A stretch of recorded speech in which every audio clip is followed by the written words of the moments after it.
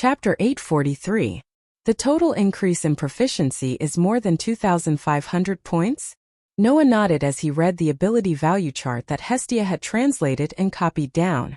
Noah, who was new to the dungeon, did not know that other adventurers would not be able to increase their proficiency by more than 20 points in 1 or 2 weeks, or even 1 or 2 months. Noah did not feel anything about the increase in proficiency. Perhaps Hestia felt that the reason for such a terrifying growth was because of the possibility of Noah's body being in her body. In fact, part of the reason was that Noah had been training at an extremely high frequency all day. On this day, Noah honed his basic abilities in the midst of an astonishingly large army of terrifying monsters. Everyone knew that the more frequently a basic ability was used, the more proficiency it would increase. Therefore, after an entire day, Noah, who was in such an extreme state of training, naturally increased his proficiency in basic abilities at an extremely fast rate. In addition, whenever the monster army was about to pile up to the point where it could affect the actions of both sides, Noah would use the magic cannons to clear the area. As a result, he earned a lot of EXP, which he turned into nourishment for the improvement of his basic abilities. The combination of various factors allowed the proficiency of his basic abilities to increase at an astonishing rate. Of course, today was only a day of practice. To be honest, the monsters on the 10th level of the dungeon were too easy for Noah. If he could train in the middle, lower, or even deeper levels, his proficiency would only increase faster. There was no reason for it to slow down. At this rate, in 2 or 3 days, I should be able to reach S stage in all proficiency, right? Although it would be harder to increase the proficiency of his basic abilities at the later levels, Noah was only practicing on the 10th level. He would train in the deeper levels of the dungeon later, so his proficiency would not slow down. Therefore, Noah was confident that he could complete the upgrade to S stage in 2 to 3 days. Little did he know that Hestia was looking at Noah strangely when she heard that. Reaching S stage in all proficiency? Perhaps no one in the whole world had ever done that? After all, the further one progressed, the slower the rate of increase. By the time one reached S stage, it was basically impossible to increase one's proficiency. If one were to raise a single basic ability to S stage, there were quite a number of people who could do it. But to reach S stage in all proficiency? At least, Hestia had never heard of such a thing. The difficulty was probably not even comparable to leveling up. Noah, who didn't notice the strange expression on Hestia's face, stood up and slightly clenched his fist. Then he punched out. Whoo! A strong gust of wind suddenly shook with Noah's punch. It rolled away at the end of Noah's fist, as if a small tornado had blown past, causing the curtains and sheets to flutter in the wind. Noah could not help but smile when he felt the strength of the punch. It's at least doubled. Not to mention magic power, Noah's strength, durability, dexterity, and agility all crossed several levels and reached D level. Although Noah's physical ability was not as good as A's who had reached LV5, he was definitely stronger than those who were LV1 and LV2. Only those who were ranked at the top of LV3 and even those who were LV4 could match him. Under such circumstances, it was no joke to increase one's proficiency by more than a fold. However, Noah's physical ability did not actually increase.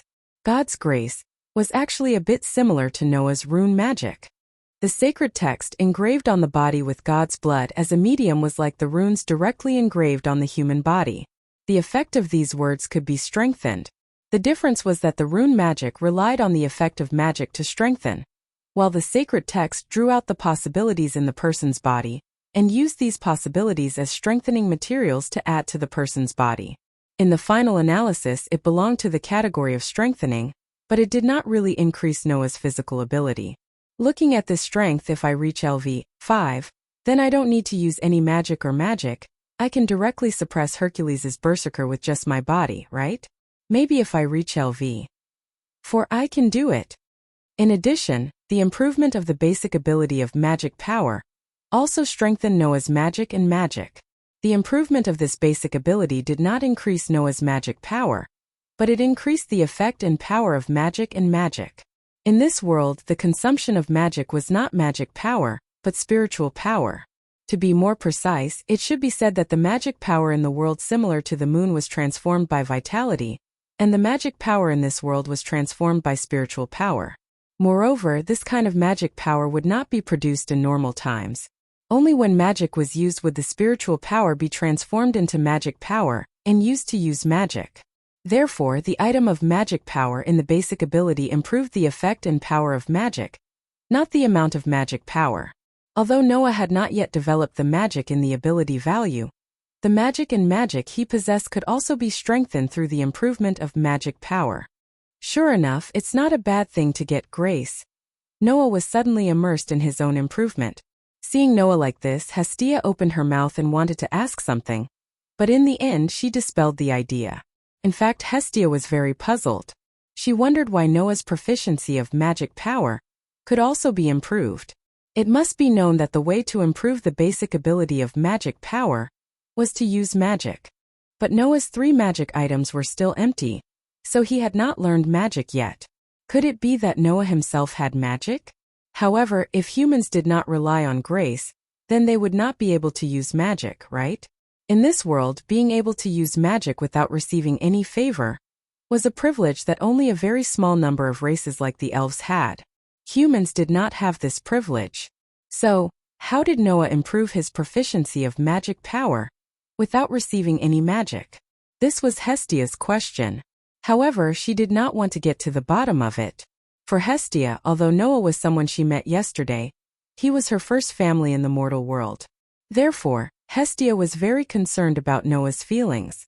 From the conditions that Noah proposed when he chose to join her family yesterday, Hestia knew that Noah was a person who did not like to be restrained. So, before she was familiar enough with Noah to the extent that she was completely familiar with him, Hestia would not get to the bottom of it. After all, everyone had their own secrets. Even gods were the same. If you are curious about how strong you have become, you should go to the dungeon tomorrow and try again. Hestia suppressed her thoughts and jumped off the bed.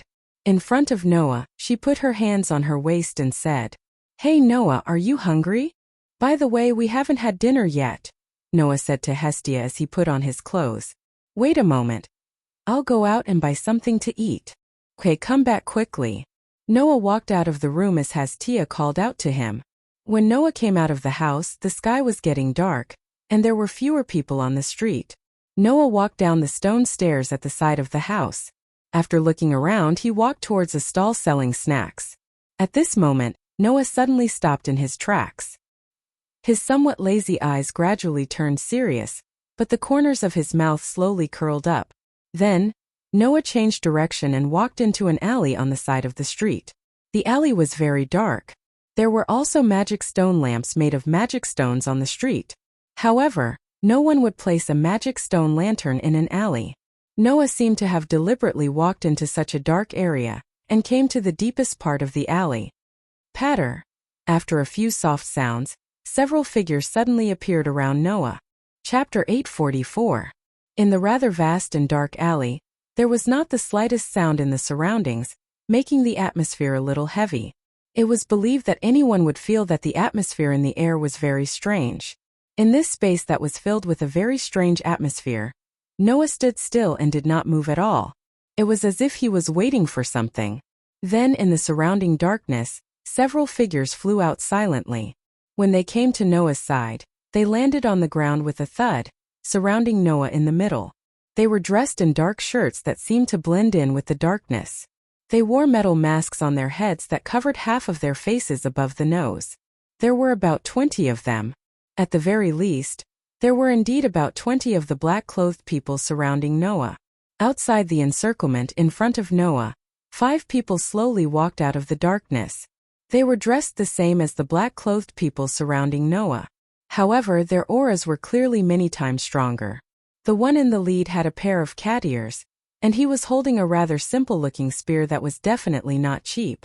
He was clearly a feline orc. On both sides, there were 2 small figures that were only about half the height of the young feline orc. They were 4 hominins. Due to their short stature and the fact that they were dressed in black and had their faces covered, even Noah couldn't tell if they were male or female. However, in the hands of the 4 hominins, they were respectively holding a sword, a mallet, a spear, and an axe, which were emitting dangerous arcs of light. Needless to say, the young feline orc and the 4 hominins were the leaders of these people. Therefore, while the black-clothed people surrounding Noah did not show any emotions as if they were carrying out a mission, only the young feline orc and the 4 hominins looked at Noah fearlessly as if they were evaluating him, but they did not say a word. In response, Noah's expression was even more calm. In fact, there was a slight smile on Noah's face. "Good evening, everyone. Since you're all masked and dressed in black, it means that you don't want others to know your identity, so I won't ask who you are. You just need to answer some of my questions." Noah's overly calm expression surprised the young feline orc and the 4 hominins. However, the young feline orc and the 4 hominins did not say anything. However, the part of their mouths that was not covered curled up slightly in a condescending manner, and they maintained a disdainful attitude towards Noah's words. Oh! Seeing this, Noah was not angry. Instead, he was delighted. "Since you're so disdainful of me, it means that you know some information about me to a certain extent? For example, I'm just a LV. 1 newbie or something." The expressions of the young feline orc and the 4 hominins changed. This made Noah curl his lips into a smile. "Looks like I'm right. This also proves that you're not a robber or violent group. You're here for me, right?" The expressions of the young feline orc and the 4 hominins gradually darkened, and they even became a little displeased. "You came out without saying anything. Wouldn't that expose any information?" Noah's expression became sarcastic. "How naive. Which idiot taught you guys?" As soon as this sentence was said, not only the young feline orc and the 4 hominins, but also the people in black around them exploded with anger. "Bastard!" The young feline orc finally could not help but spit out words that were full of murderous intent. "Are you insulting our goddess? Your goddess?" Noah could not help but laugh. "So that's how it is. You guys are really from some clan tribe, huh? And the main god is a woman? Thank you so much for the information." At this moment, the young feline orc's expression became completely displeased. Even a fool would know that Noah's words were just a formality. "Then let me guess." The expression on Noah's face disappeared little by little. "You should be sent by one of the goddesses on the Tower of Babel to stop me, right?" Noah had just arrived in this world. Although he had caused quite a commotion when he came to this world yesterday, it should not be to the extent of making enemies. Besides, Loki also said that she would be responsible for shutting up the goddesses who had been seen naked by Noah. Then, the other party should not be a goddess who wanted to cause trouble for Noah because he had seen her naked. Thinking about it this way, there was only one possibility. This morning, the inexplicable scorching gaze that was cast from the Tower of Babel. Based on the behavior of the attackers in front of him, Noah came to this conclusion.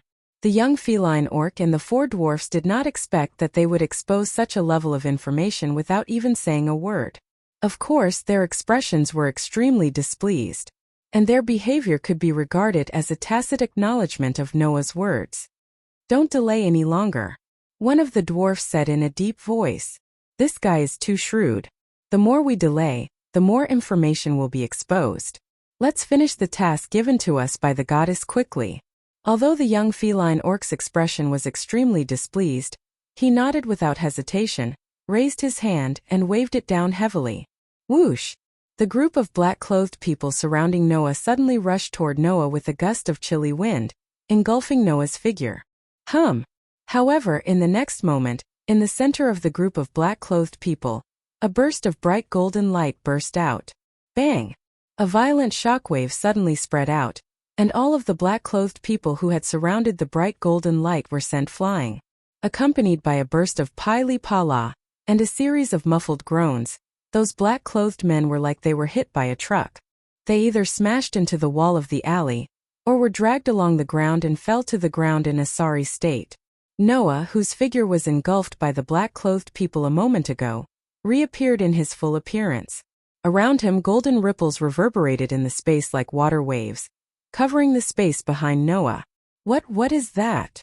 The young feline orc and the 4 dwarfs were completely stunned, until Noah's sigh echoed in the air.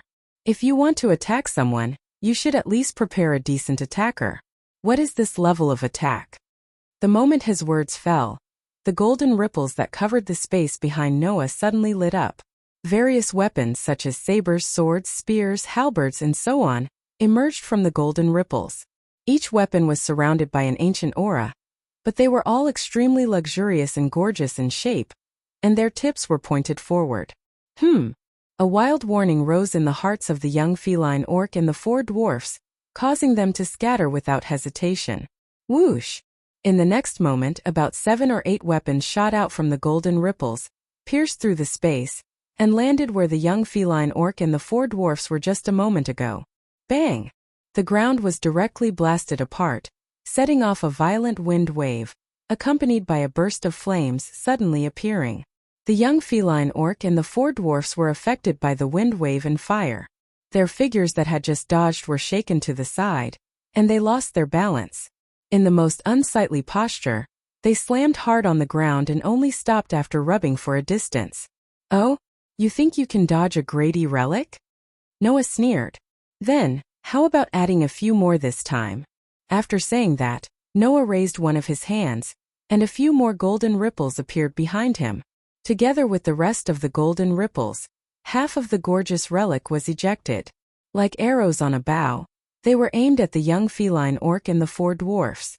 Then there are 15 of them this time. You'd better avoid them. Looking at the space behind them being filled with golden ripples and the extremely dangerous weapons poking out of the golden ripples and aiming at them like arrows, the cat-human young man and the four humanoids understood what was going on. They had kicked an iron plate. Chapter 845. Whoosh! A loud and neat sound was heard. All kinds of weapons such as knives, swords, spears, halberds and so on, that were surrounded by a golden glow were like bullets or lasers that were shot out of the gun. They were all aimed at the corner of the dark alley. Woo woo woo woo woo. The young cat man and the four dwarfs who were filled with a deadly sense of crisis let out a roar. They held their weapons and did not retreat. Instead, they moved forward and waved their weapons at the rain of relics in an attempt to deflect them. Clang clang clang clang. It was the sound of the weapons in the hands of the young catman and the four dwarfs colliding with the relics. Clang! It was the sound of the relics that were knocked away at the same time. Clang! After blocking part of the relics, they were finally unable to block the rest of the relics. They could only hurriedly put up their weapons to block the relics. The weapons in the hands of the four dwarfs sounded like they were wailing. Bang! They were the only ones who still had the strength to collide with the relics that were shot at them. However, they chose to dodge the relics and let the relics fall to the ground, causing the ground to explode. There was a sound of the impact. It was just a short moment of confrontation. The scene had actually become so chaotic. Noah said softly as he glanced at the young catman and the four dwarfs who were blocking the 15 E-grade relic attacks. Sure enough, you're different from the guy who fell there. Although it's only the lowest level of relic that was blocked, it's still a relic after all, and there are 15 of them. Conservatively speaking, your level should be above LV. For right? In Noah's opinion, only people who were at the level of AIC Tiana and Tyan could block all the relics that were shot at them. That was to say, the four dwarfs who were holding various weapons should be at level 5 as well. As for the young catman, I feel like you're more powerful than AIC. Noah stared at the young catman. You should be at level 6, right? The young cat-human said nothing with a gloomy expression. He simply raised his spear at Noah. Not only the young catman, but even the four small humans, who seemed to be in a slightly bad shape, raised their weapons and charged toward Noah without hesitation. Seeing the expressions of the young catman and the four little humans, Noah simply smiled, but there was no smile in his eyes. Whong! Sounds of vibrations began to reverberate, causing the golden ripples to once again spit out luxurious and gorgeous treasures. On the surface of these treasures, the aura they carried was much more condensed and vigorous. Without a doubt, these relics were much more powerful than the relics that he had used before. Even though the number of treasures did not change, these treasures were on another level. Those were all D-grade treasures. The young catman and the four little people tightened their grip on their weapons. There was no other way. Only those who had experienced it themselves would know how much pressure it would be to face the extremely luxurious attack of the Gate of Babylon. At this moment, the young catman and the four little people seemed to be holding cold weapons, and were ready to fight against a machine gun that would pull the trigger at any time. This scene was enough to make people wonder if he was deliberately courting death. Look at you guys. Even if you're killed, you won't say anything, right?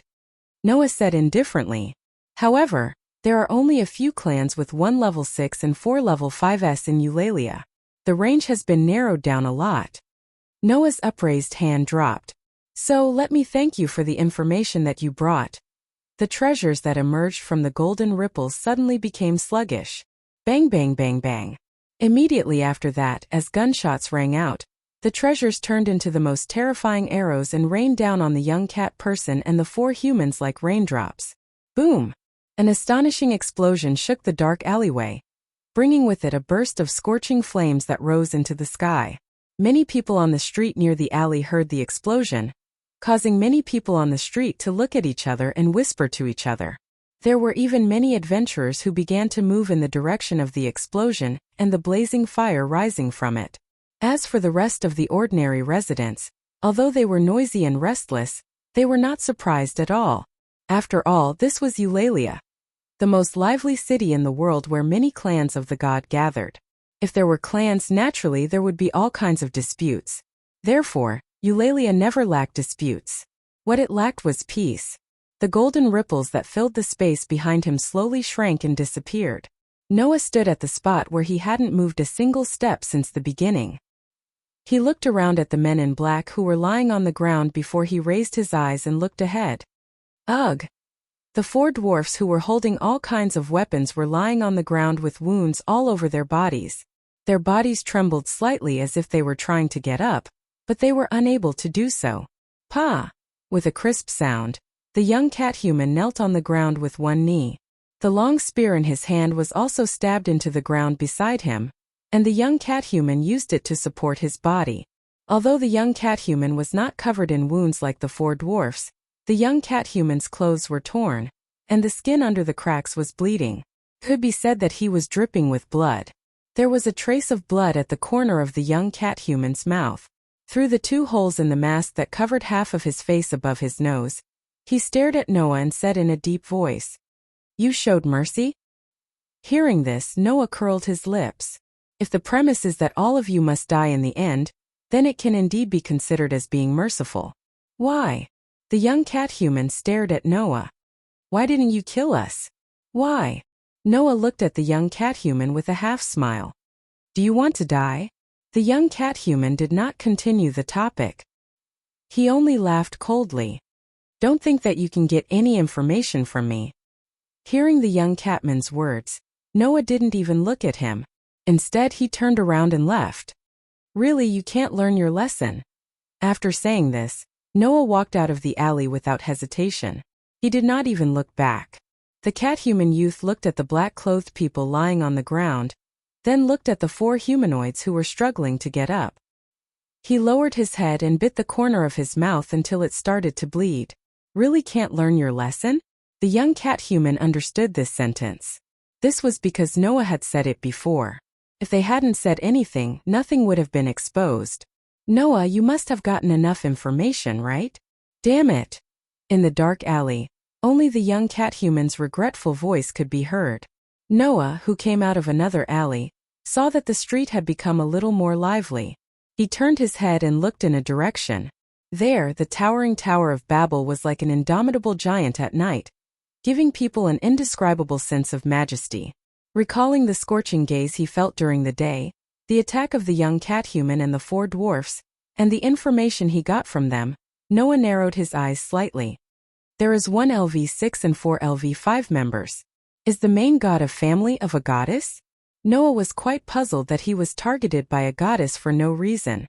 If it weren't for the fact that the young catman and the 4 little humans didn't carry any murderous intent, Noah wouldn't have just been puzzled. Could it be that the gods are playing tricks because they are bored? Noah smacked his lips. No matter what, don't touch my bottom line. Otherwise, even if I don't want to cause any trouble, there is a limit to my patience. After saying this, Noah walked towards the stall on the street. He still had to feed the starving lowly goddess. Chapter 846. Kacha?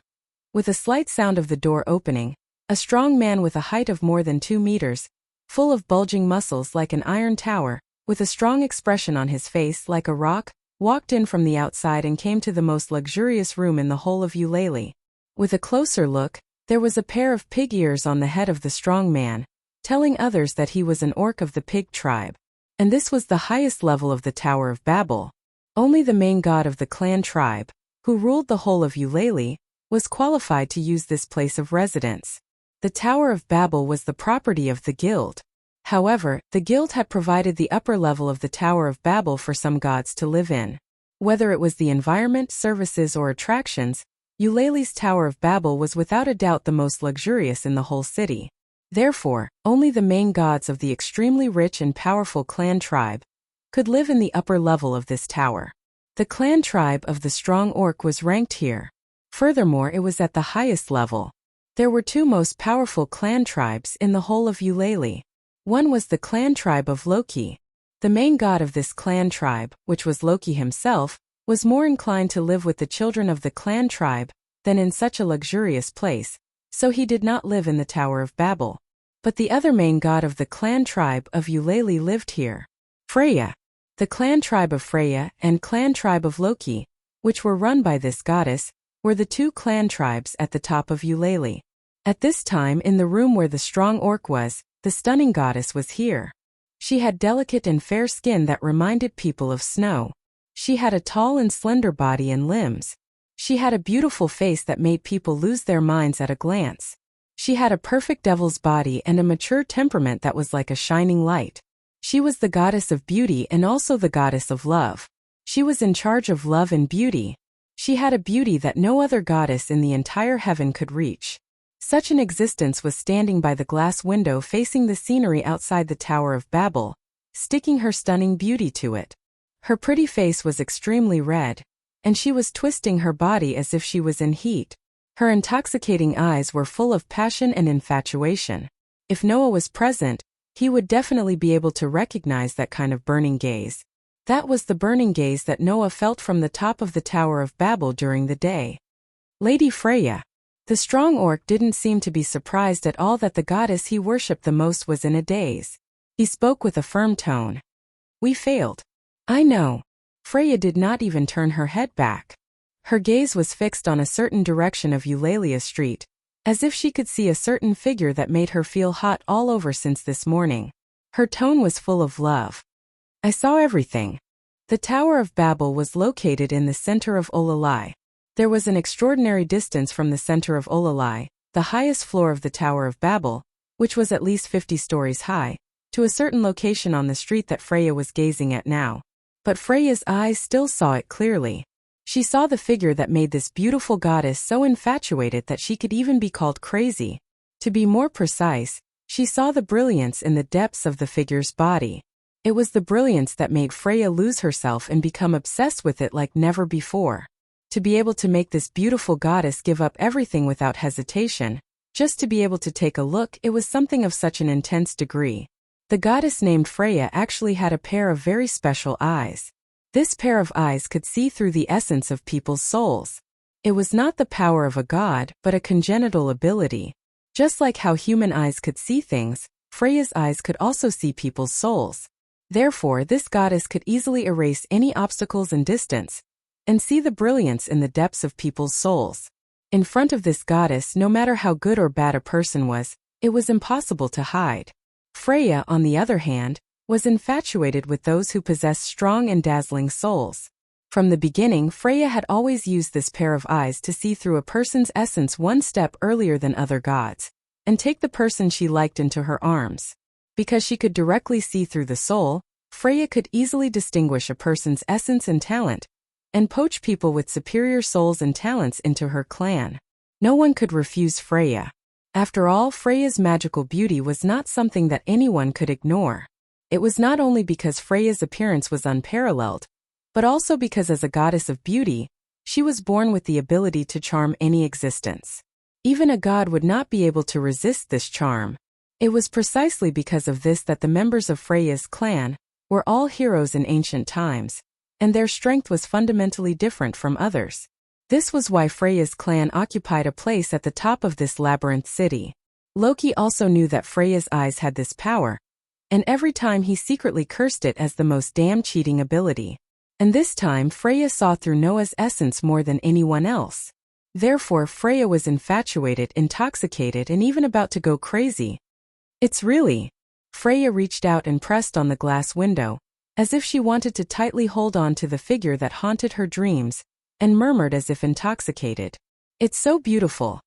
Noah's soul was a domineering existence that even the daybreak star pattern could not activate, materialize, and turn into a weapon. Instead, an external weapon became a part of the soul. Noah's soul was something that even Gaia and Alea claimed that no one could compare to. Even Bio and Draeger's consciousness that resided in Noah's soul was called contaminated. They even tried their best to persuade Noah to never let it be tainted by anything else, the purest existence. In addition, Noah still had the essence that would stand behind him no matter which world he was in, supporting him. As the darling of each world, he was the only one who could enter the space between worlds. Who else could have a soul purer and more dazzling than Noah's? It had been hundreds of millions of years since Freya was born. During this time, she had seen the dazzling souls of many heroes that were worshipped by everyone in the world. However, Freya could say without hesitation that even if all the souls she had seen in hundreds of millions of years were added together, they would not be as dazzling as Noah's soul. It was definitely the most dazzling and pure soul that Freya had ever seen. Freya was also confident that from now on, she would never see a soul that was more dazzling than this. No, a soul that was even a little bit more dazzling than this. Undoubtedly, he is only LV 1, but even a LV 6 for LV 5S 7 LV 4S and 13 LV 3S could not do anything to him. What a dazzling and powerful man. When she thought of the moment when Noah showed his power through her eyes, and the dazzling brilliance that his soul emitted, Freya clamped her legs tightly, desperately enduring the heat from her lower abdomen. For Freya, who loved pure and dazzling souls, nothing could attract her more than Noah. "I always thought that the life of a god was more precious than the life of a mortal, but for you I can finally confidently shout that even if I lose my life, I only hope that you will look at me," Freya murmured to herself with a fanatical tone, as if she was talking to her true love. "So I love you, you must be the goddess of love and beauty, Freya." However, not all love was beautiful. As the goddess of love, Freya had both the beauty and ugliness of love, the positive and negative divinity of both. The unrestrained and cruel goddess of beauty. This was the essence of the goddess named Freya. "You must be mine. You must," Freya shouted intoxicatedly, and looked at the soul that was countless times more dazzling than the sun in the dark night. A somewhat cruel smile hung on a face that would captivate any man. Chapter 847. Noah Dori LV 1 Strength, A822, S. 968. Durability, A845, S. 980. Dexterity, A837, S. 972. Agility, A861, S. 993. Magic, C684, A888. Magic. Skills Frowny face protection from the world permanent skills. Equal to luck. Events that were directly related to luck would eventually lead to the most favorable outcome. Looking at the new ability value, Hestia was completely numb to it this time. She was completely numb to it. 3 days. In just 3 days, Noah's basic ability value had been upgraded from the initial state of I stage to almost S stage of the all-around ability value. To be honest, Hestia herself was surprised that she could still be so calm after seeing this result. This was entirely because Noah's upgrade was too incredible. In just 3 days he had improved to the point where he was close to S stage in all ability points. Other people might not be able to upgrade one of their basic abilities to S stage in 3 years. Clearly knowing this, Hestia couldn't feel a trace of surprise at all, which proved how much of an impact Noah's ability value had on Hestia in the past 3 days after he had upgraded it several times. Here you go. After translating the sacred text of the ability value into the common language, Hestia handed the paper with the status of the ability value to Noah. Her tone was somewhat helpless. "Just like what you said at the beginning, you've almost reached S stage in your all-around ability in 2 to 3 days. Congratulations." Hearing Hestia's monotonous voice, Noah took the paper and laughed. "But you don't look very happy. How should I put it?" Hestia sighed. "It's not that I'm not happy, it's because I expected this result.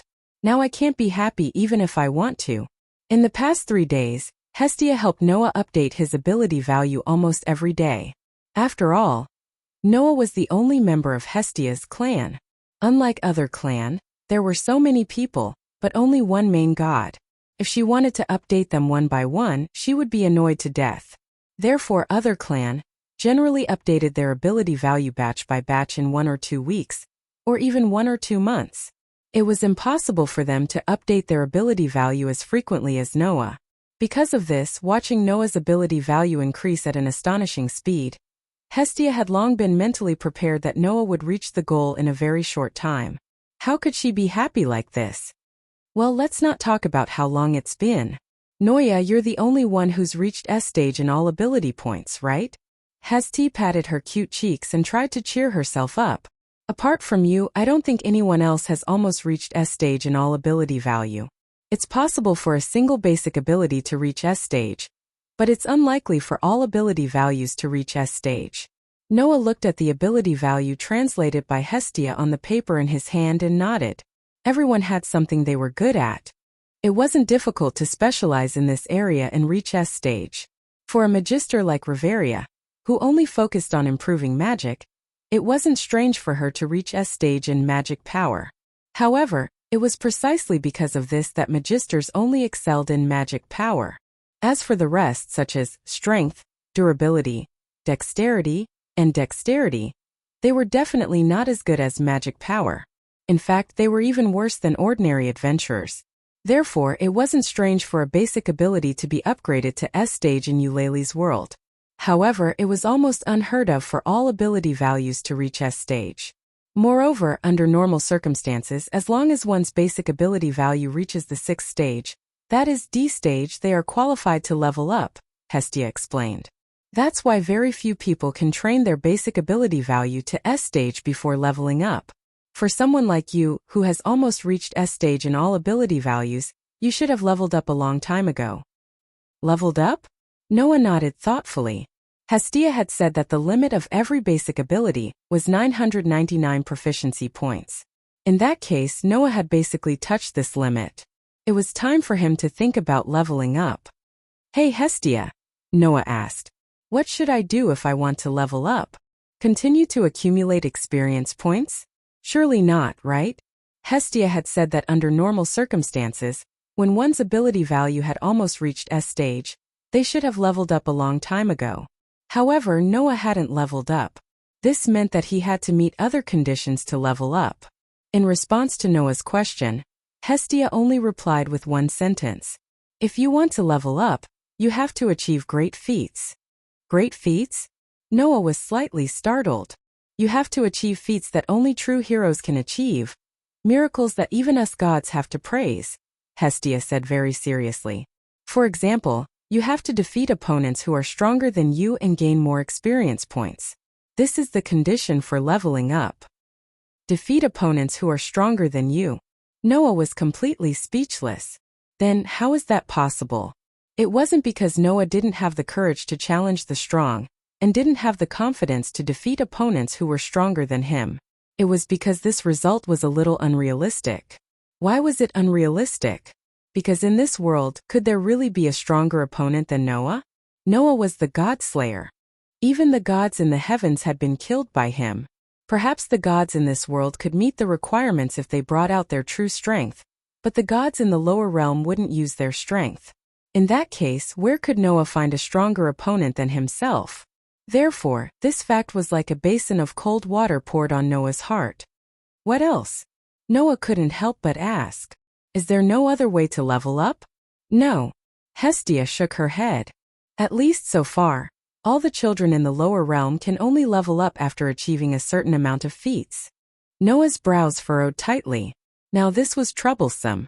Noah didn't expect that he would encounter such a problem in this world. Could it be that in this world he couldn't achieve the goal of leveling up? Noah finally began to worry. Well, you've just received my favor for 3 days. Although you've grown quickly, it's still too early to think about leveling up. You'd better focus on other things first. Hestia comforted him. For example, you can see if there's any chance for you to obtain magic. Magic? Hearing Hestia's words, Noah also remembered this matter. After all, you have 3 empty slots for magic. This talent is very rare. Hestia smiled. It would be a pity if you don't find a way to obtain magic. Hearing Hestia's words, Noah nodded and fell into deep thought. The next day, Noah didn't disturb Hestia, who was still sleeping. He went straight out of the house and walked in the direction of the central square of the Tower of Babel. Although his basic ability had basically reached its peak and there seemed to be some small problems with leveling up, Noah still wanted to try it himself before making a decision. Therefore, like the previous 3 days, Noah moved in the direction of the dungeon early in the morning. However, when Noah arrived at the central square, an unexpected scene appeared in front of him, which made him stop in his tracks. In front of the Tower of Babel, a group of adventurers occupied a small area and gathered neatly together. At the forefront of this group there was a flag. It was a flag embroidered with a clown. That's the flag of Loki's clan? Chapter 848. Just like the guilds in the world of fairy tale, each clan in this world had its own coat of arms. Because Noah and Hestia's clan had just been established, and its reputation wasn't that great, the matter of the coat of arms wasn't urgent for the time being, so it hadn't been decided yet. However, for the other family clans, especially those powerful family clans, their coat of arms was proof of their family clans. The clown-like pattern was the coat of arms of Loki's clan. Obviously, the adventurers gathered under the flag embroidered with the coat of arms of Loki's clan were all members of Loki's clan. One of the 2 most powerful clans of Eulalia gathered here, causing the surrounding adventurers to discuss spiritedly, but they also unconsciously avoided that small open space. Under such circumstances, although the members of Loki's clan didn't line up in an orderly manner, they still carried out their solemn discipline meticulously. Not a single one of them dared to make a sound at this moment. Seeing this scene from afar, Noah scratched his cheek. Could it be that Loki's clan is preparing for an expedition? An expedition. That is, a long journey, a long march. Now, the underground city had been explored to the 58th floor. However, below the 58th floor, it was still a domain that no one had reached before. As one of the 2 most powerful clans of Eulalia, Loki's clan was at the forefront of attacking the underground city. And to reach such a deep domain like the 58th floor, even the time to go back and forth would take a long time. Since they gathered here with such fanfare, Loki's clan must be planning to go on an expedition to the underground city, get through the 58th floor, and reach the domain that no one had reached before, that is, the 59th floor. This trip would probably take at least 1 or 2 months, right?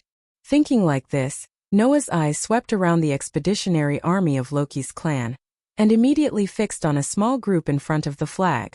There, led by Finn, a group of Loki's clan level 1 adventurers gathered together. Tiona was there. Riveria is here. Naturally, Aze was there as well. She wore light armor, wore light blue clothes, and had a long sword at her waist. Her blonde hair fluttered in the wind. In addition, there were 3 other people that Noah had never seen before in the group of level 1 adventurers. One was a dwarf who looked to be 50 or 60 years old. One of them was a young orc with a lightning-shaped tattoo on his face. He looked like a bad boy with wolf-like ears and a tail. The remaining one was a very pure elf girl with long hair that reached her waist even when tied up. Although Noah had never seen these 3 people before, he had heard about them from Hestia. The dwarf with the appearance of an old man was named Gareth Landlock. He was a member of the Loki clan's leader camp along with Finn and Riveria. His level was as high as LV6 and his title was Chongjia. The young orc was named Bert Roga. He was a level 1 adventurer of the Loki clan along with Aze, Tiona, and Tiona. His level was as high as LV5 and his title was Fierce Wolf. As for the pure elf girl, her name was Leafia Villides. It was said that she had excellent magic power and magic. She was famous as a perfect rearguard magus in the Loki clan. As the successor of Riveria, who was also a magus, she was in the process of cultivation.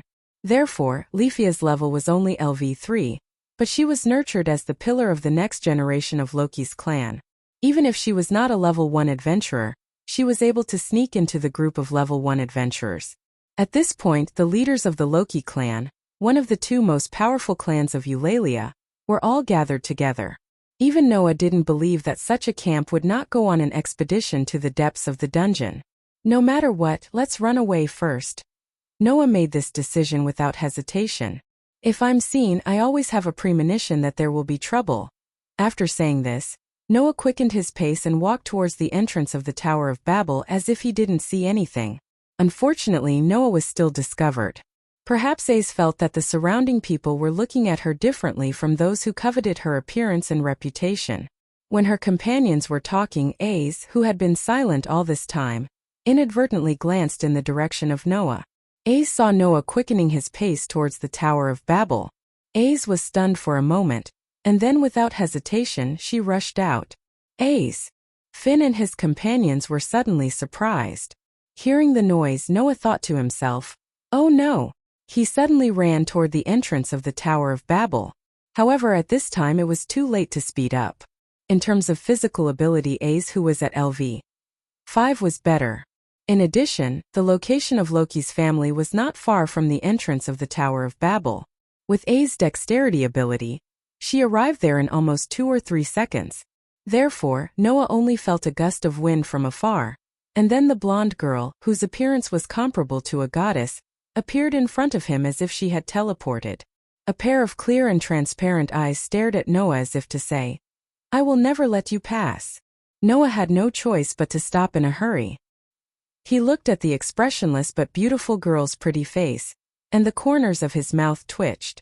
"Why did you stop me?" Hearing Noah's voice, Ace tilted her head and asked very seriously, "Why did I run?" Noah said bluntly, "Because you are here, that's why I ran." Ace blinked her eyes and seemed to be a little confused, but because Noah answered, Ace did not hide her answer. "Because you ran, that's why I chased you." Noah was speechless. Who would believe this reason? If she chased after someone because they were running away, did that mean that she would chase after everyone who was running away? "Ah, little brother? It's you again?" At this time, the senior group of Loki's family also noticed that Ace suddenly ran out to stop Noah. Led by Finn, Reverie and Tioni showed a look of understanding, and Tioni was even surprised. Only Gareth, Bert and Rafia were puzzled.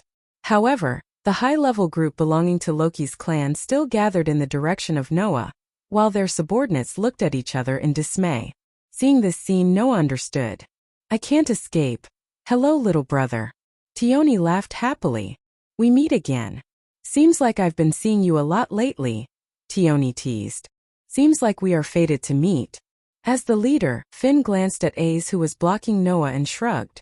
"We are all adventurers, it's not strange for us to meet here. But you are the only one who could make AIC chase after you." Finn's words made Noah and Ace both speechless, and at the same time, it also made one of the members of the group unhappy. "Speaking of which, who are you, kid?" Bert, who had a lightning tattoo on his face, stepped forward and looked at Noah with an obedient look. "Never heard of this guy, where are you from?" Being stared at by Bert like that, Noah frowned. Could it be that he had offended this guy? "Bert, you are being very rude," Reveria said with a serious face.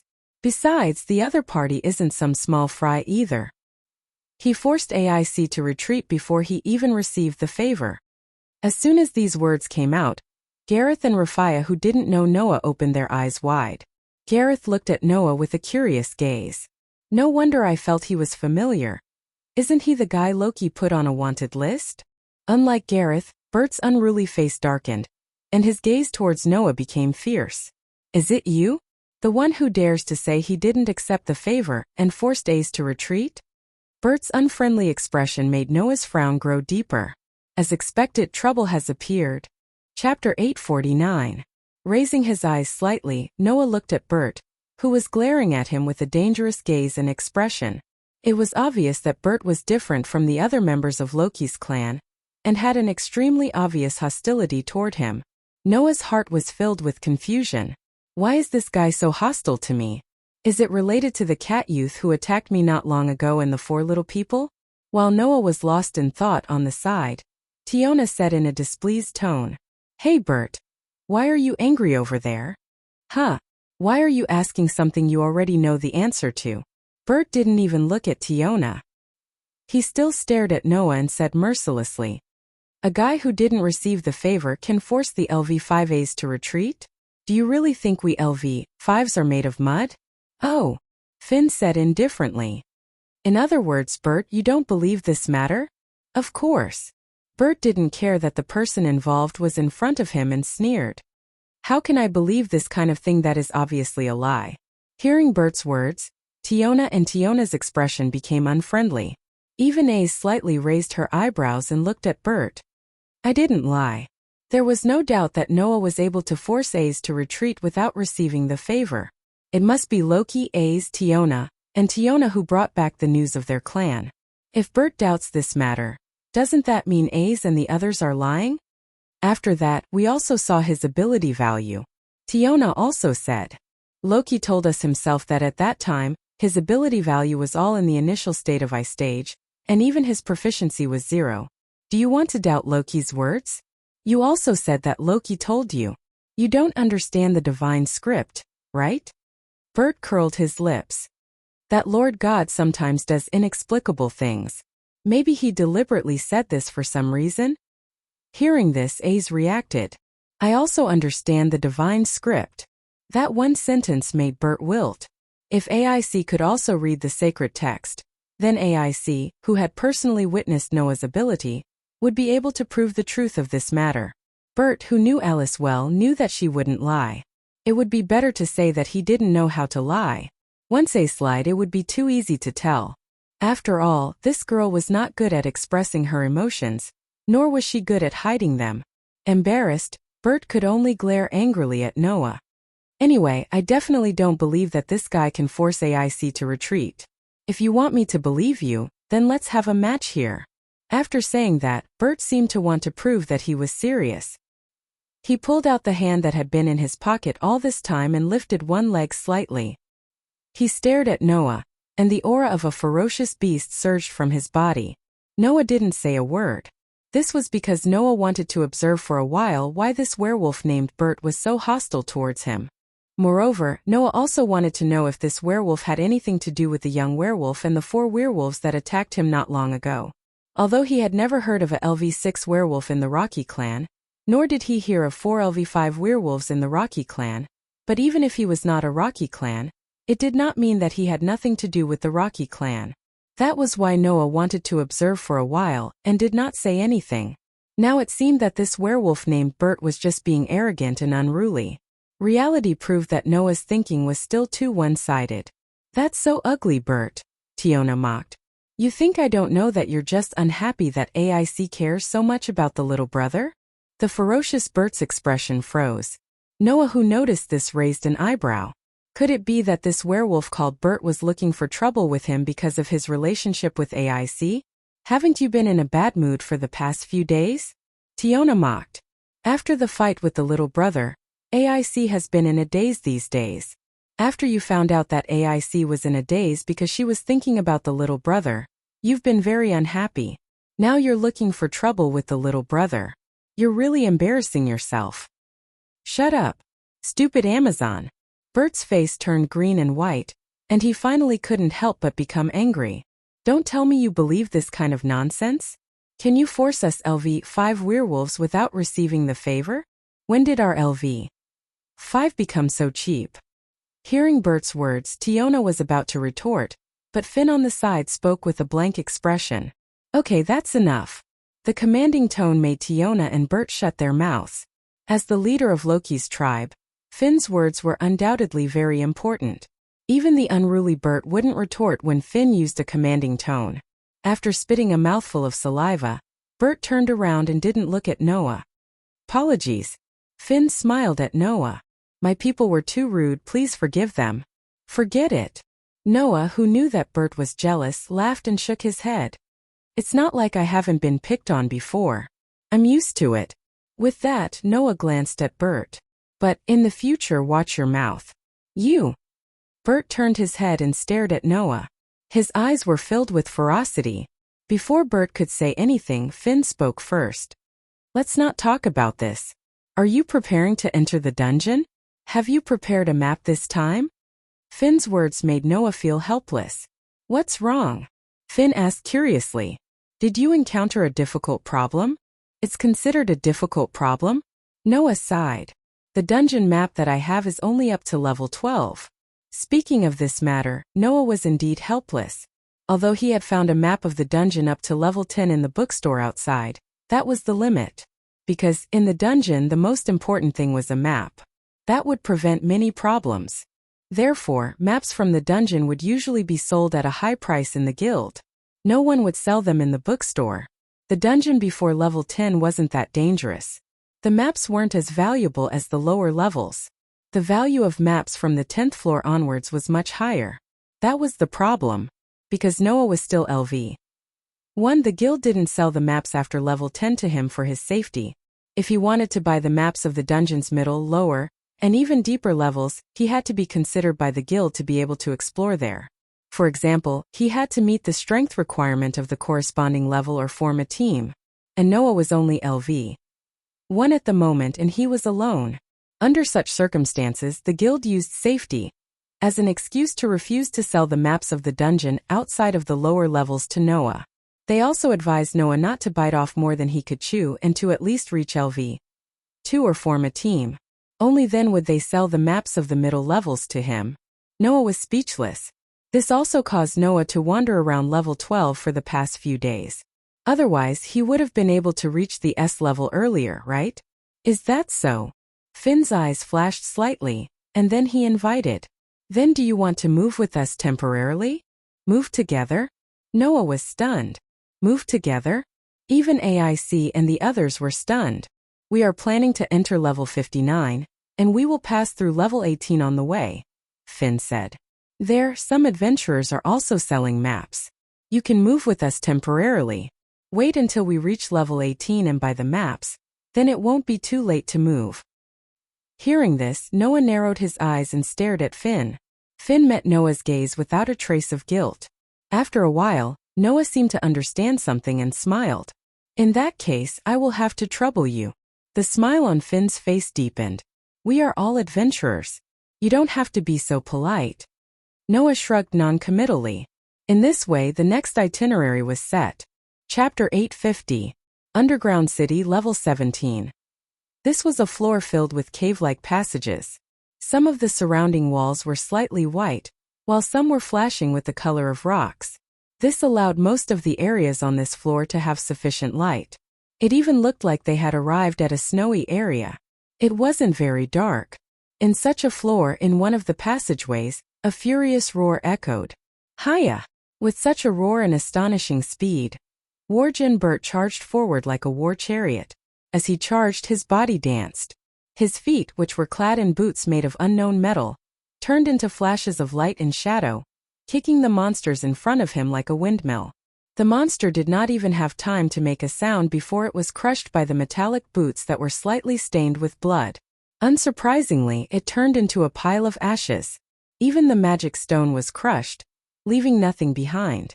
Level 17 was the middle section of the dungeon. On this floor, a conservative estimate was that it would take a LV 2 team of about 3 people to come here.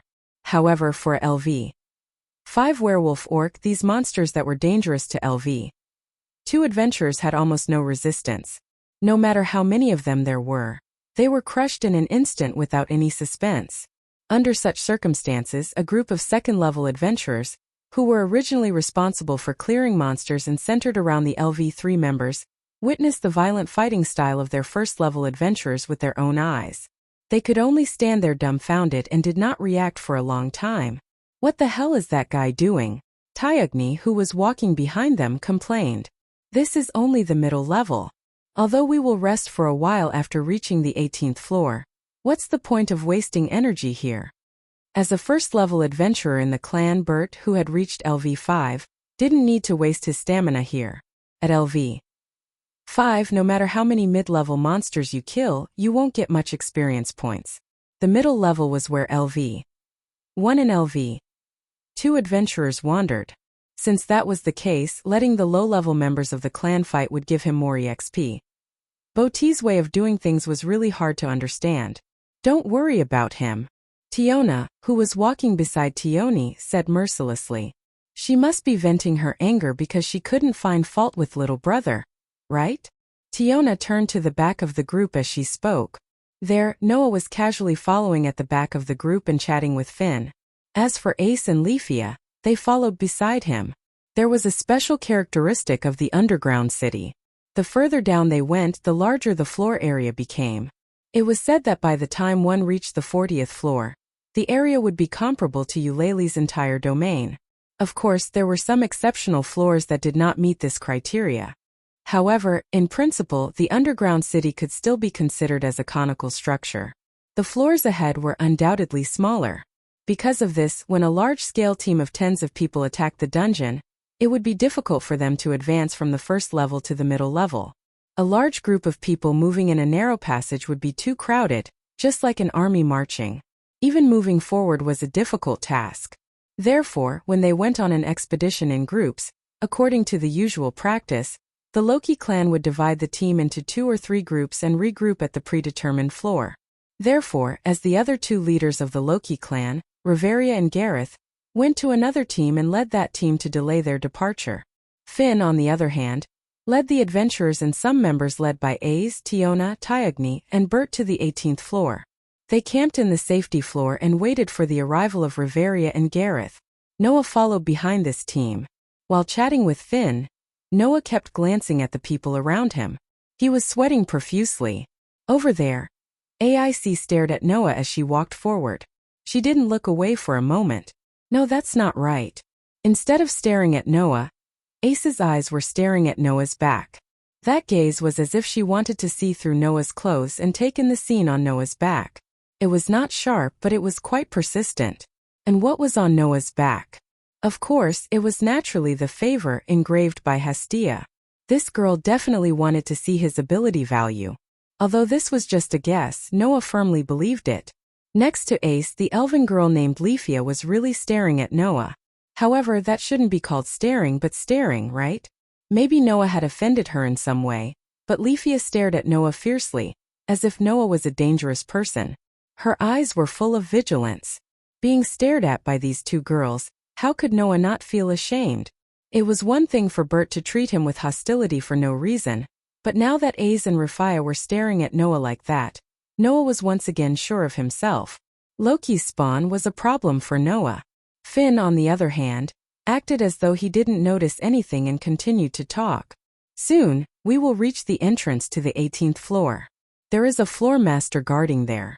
Although it is only the 17th floor master, in order to not affect the ordinary members, we have to get rid of it.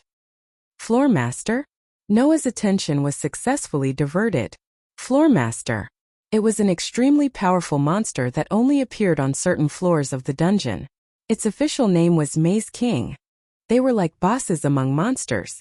Not only would they be killed, but after a few weeks or months of respawn, their strength would be 2 levels higher than the monsters on that floor. On the 17th floor there was such a monster. Generally, the level of the monsters on the 17th floor was LV 2. The level of the floor master on the 17th floor was LV 4. In the case where most of the members of Loki's spawn were LV 3, leaving the LV 4 floor master was undoubtedly likely to cause unnecessary casualties. Instead of leaving it alone, a shrewd person like Finn would definitely choose to simply kill it. Floor master. Noah's eyes began to flicker slightly, and he also had an idea in his mind. At this time Finn spoke. We're here. Hearing this, Noah raised his head and looked forward. He saw that at the end of the cave-like passage, there was a very vast, huge cavern like a hall. The cavern was flat and rectangular. From the entrance to the depths of the cavern, the distance was about 200 meters, the width was about 100 meters, and the height from the floor to the ceiling was about 20 meters. It was quite vast. In such a cavern, whether it was the walls, the ceiling, or the floor, they were all formed by rough rock. Only the structure of the wall on the left was different. It was a wall that seemed to have been specially polished and was extremely flat, like a huge piece of ice. TSK. Looking at the wall, Bert, who was rushing at the front, stopped, clicked his tongue, turned his head, and shouted in Finn's direction. The floor master's room is here. What do you think? Do you want to fight?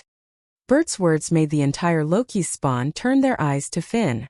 Even Ace, who had been staring at Noah, and Rafia, who had been staring at Noah, turned their eyes to Finn, waiting for Finn's decision. Just when Finn was about to give the order without hesitation, Noah suddenly spoke.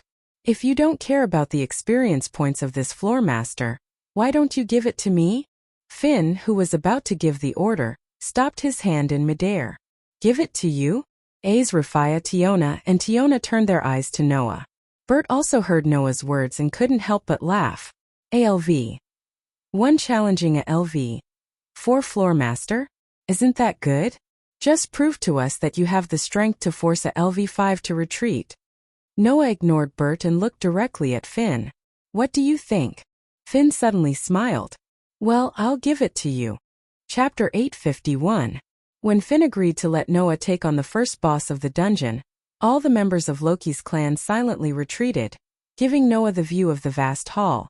With Finn as the leader, the group of level 1 adventurers of Loki's clan all stared at Noah with unprecedented curiosity. They seemed to be very interested in Noah's upcoming battle. The level of the 17th floor's floor master was classified as LV4.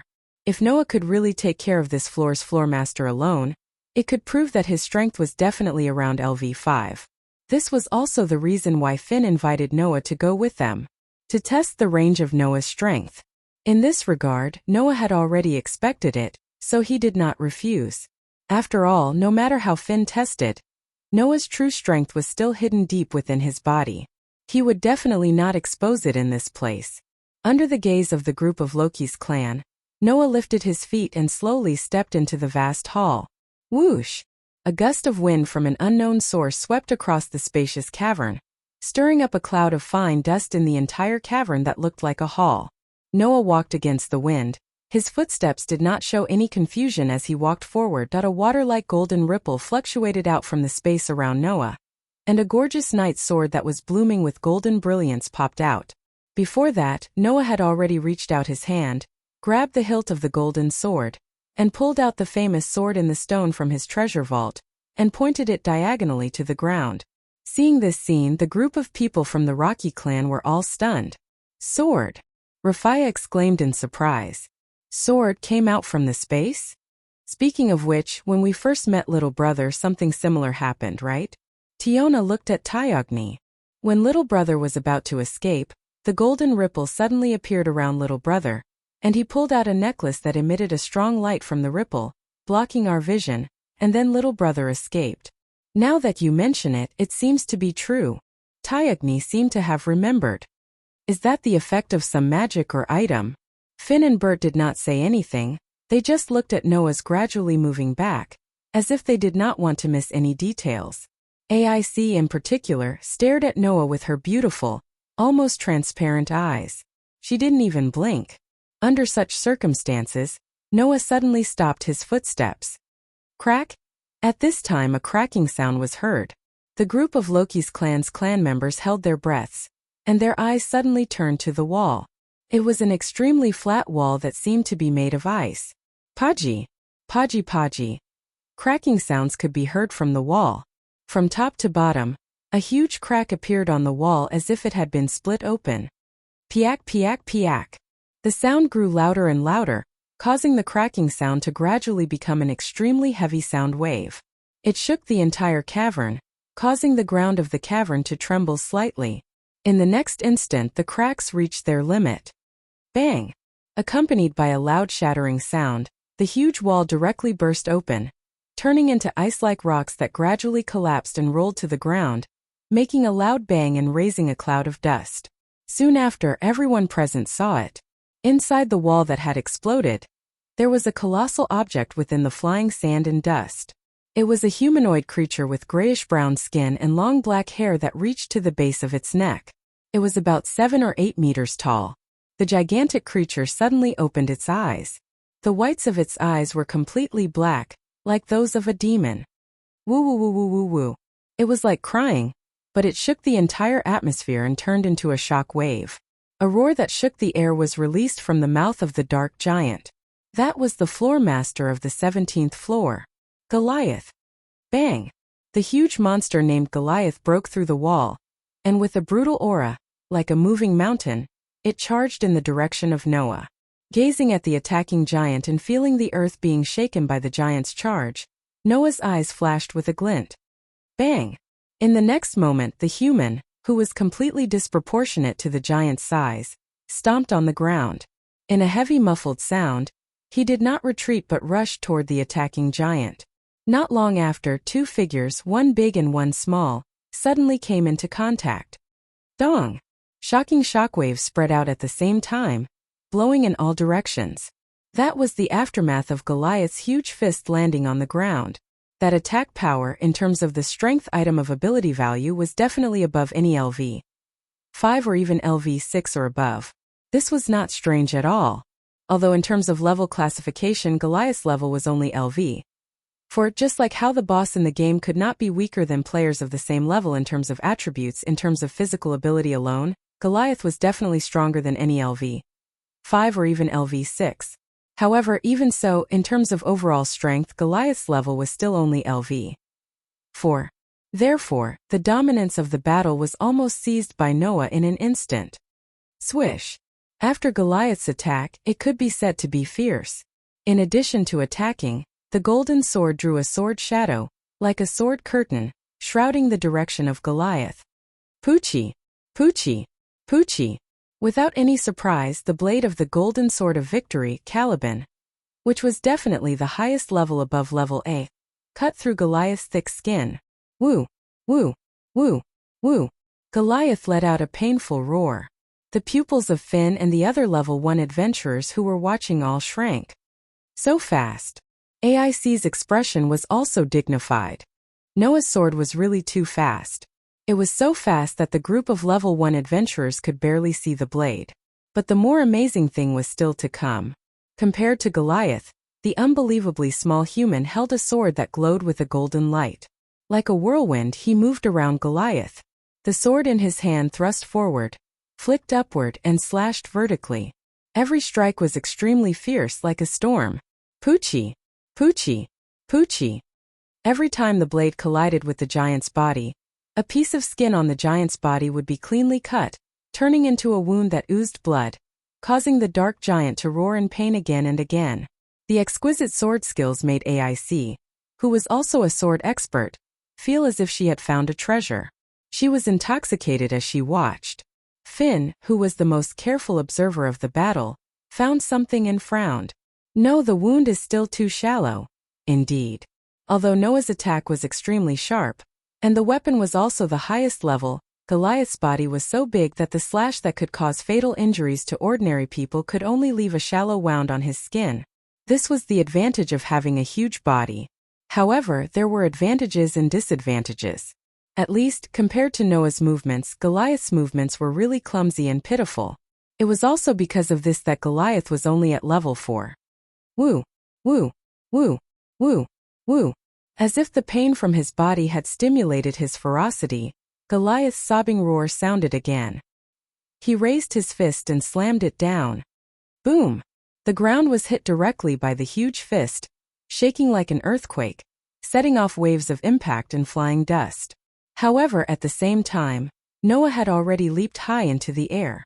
Taking advantage of the moment when Goliath's body was still in a stiff state due to the fierce attack, he landed on Goliath's arm. With a tap of his toes, he moved along Goliath's huge arm and charged toward Goliath's face. Then, he slashed down fiercely at Goliath's pitch-black eyes. This sword was like a falling meteor, fast and unstoppable. Poochie! After the familiar cutting sound, a huge wound was left on Goliath's face. A huge wound that almost covered the entire face. Chapter 852. Woo woo woo woo woo woo. When the huge wound that almost covered Goliath's entire face and looked like it had split his head in half appeared on his face, Goliath's voice finally carried an extremely obvious pain. However, this attack had also completely aroused the ferocity in Goliath's heart, causing him to roar repeatedly as he crazily smashed his fists into the ground. Suddenly, the entire ground began to tremble. Loud, muffled sounds continued to reverberate in the air, setting off waves of wind and dust that filled every corner. Even so, compared to the pitch-black giant, the tiny human was still nimbly moving his body, tangling with the giant, dodging the incoming heavy punches. Like a sword dance, he slashed down with lightning speed, adding new wounds to the pitch-black giant's body. Looking at the rather shocking scene, the group of adventurers of Loki's clan were already speechless, and all their attention was drawn away. Only Finn remained calm. He glanced at Bert, who had a serious expression on his face. "Bote, do you still doubt his strength?" "Humph." Werewolf Bert didn't say anything. He only snorted coldly and didn't deny Noah's claims. "You're so strong, sweetie." Even Tiona couldn't help but praise. "His swordsmanship is really powerful. This is the first time I've seen someone other than AIC use such powerful and beautiful swordsmanship. Also, that sword is also a divine weapon." Tioni turned his attention to Noah's sword in the stone. "Goliath's skin is very thick. To be able to cut through such thick skin without much effort, that weapon is definitely comparable to a level 1 weapon used by a level 1 adventurer, right? Even so, Miss AIC won't lose to a guy like that." Rufia turned around, looking like she would always be on AIC's side. "Miss AIC is the best." "Well, of course Ike's is very powerful as well." Finn Tiona and Tiona laughed bitterly. AIC, on the other hand, didn't care about the opinions of others. She was still staring at Noah, who was entangled with the giant. If one looked closely, they would discover that, unknowingly, one of AIC's hands had involuntarily reached for the sword at her waist. Woo woo woo woo woo woo. On the other side, Goliath's unique roar, which sounded like he was crying, was also constantly ringing out. He quickly smashed his fist down, and the huge force brought about a strong wind that was strong enough to blow down trees. Bang! It was still the same dull and loud sound. Goliath's fist couldn't touch Noah at all, and Noah easily dodged it. Noah, who only moved slightly to the side of Goliath's smashing fist, avoided the direct strike, but bore the brunt of the violent shockwave stirred up by this strike. He swung his sword, slicing it across Goliath's wrist. With a tearing sound, Goliath's entire wrist was cut open, bringing with it a burst of dark red blood. It made the fist connected to his wrist look as if it would fall off at any moment. It was extremely ghastly. Woo woo woo woo woo woo. Goliath let out a roar, and suddenly attacked with his other fist. It was like a huge rock falling from the sky, bringing with it a whistling sound as it fell on Noah's head. However, Noah, who had basically gotten used to Goliath's attack frequency, didn't choose to dodge this time. Instead, he nimbly turned around, stretched out his empty hand, and incredibly attached it to Goliath's arm.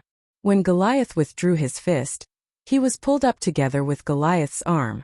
Clang! The next moment, the strike turned into a dazzling golden moon arc, bringing with it an incessant sword sound, and fiercely fell on Goliath's arm. Poochie! This time, the tearing sound was louder than any of the previous strikes, and the splashing blood was thicker than any of the previous strikes. Under that dazzling golden moon arc, Goliath's entire arm was cut off, and with a boom, it fell to the ground. Woo woo woo woo woo woo. His arm was cut off by Noah all of a sudden, making Goliath issue a heart-wrenching scream. It had to be said that in terms of basic ability value, Goliath's strength and durability were extremely outstanding.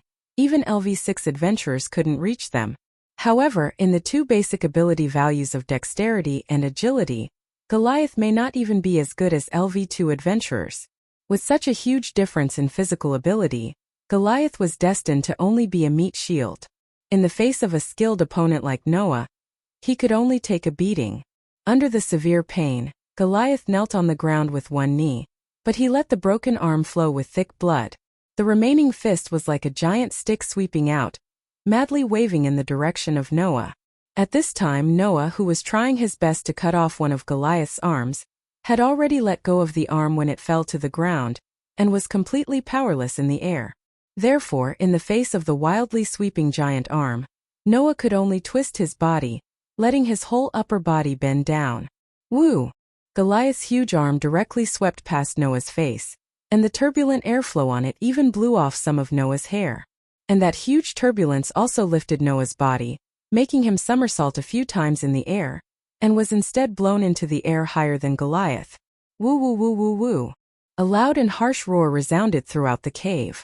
In the air, Noah looked down at Goliath, who was kneeling on one knee on the ground, finally using his empty hand to hold his broken arm, and letting out a roar full of anger, pain, ferocity, and madness. Noah's dark and deep eyes fluctuated with a frightening expression. Then it's time to end this. After saying that, Noah suddenly tightened his grip on the sword in the stone. Clang!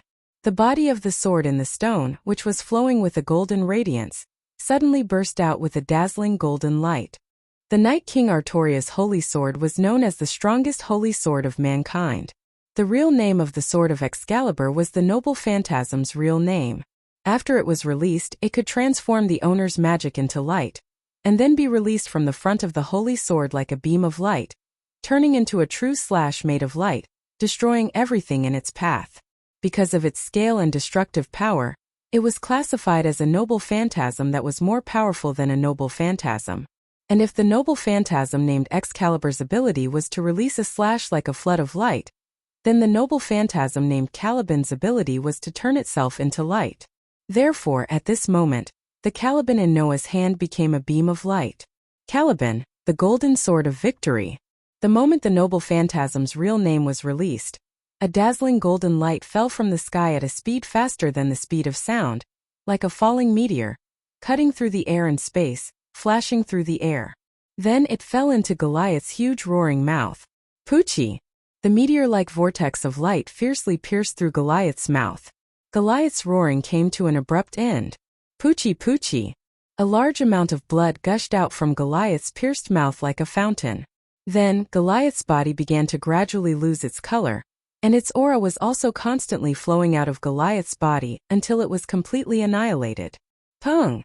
Goliath's huge body, which was 7 or 8 meters tall, suddenly turned into ashes and scattered on the ground. What followed was a magic stone that was as tall as a person.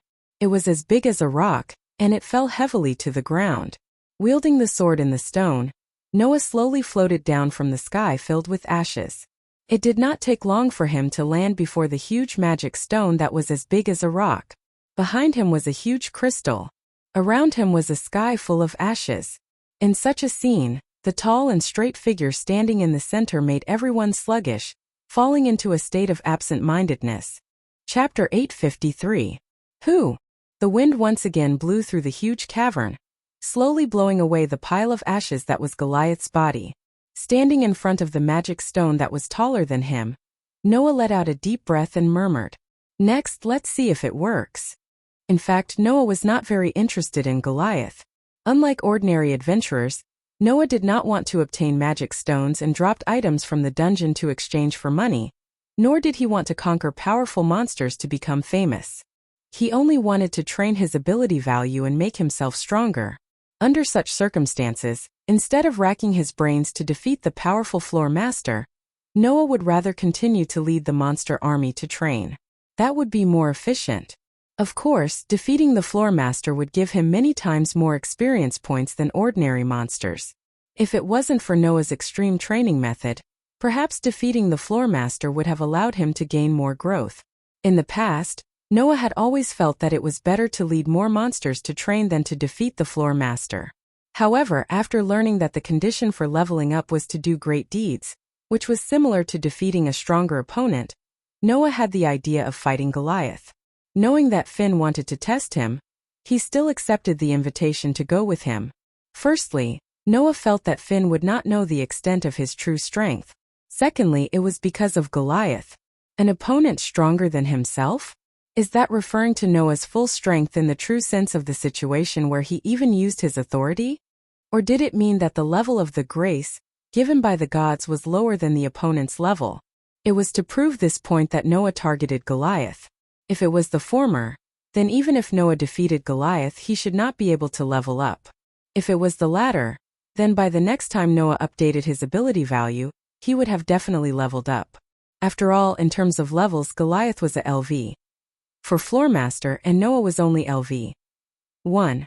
If defeating an opponent with a higher level than oneself was considered a great achievement, then challenging an opponent with a higher level than oneself and challenging the Floor Master was still not enough to level up, then more than half of Eulalie's members would not be stuck at LV. 1. The next step was to wait until they returned and have Hasti help Noah upgrade his ability. Whether or not Noah could level up would depend on this. Right at this moment, a loud shout rang out. Amazing! Noah was startled by the loud cry.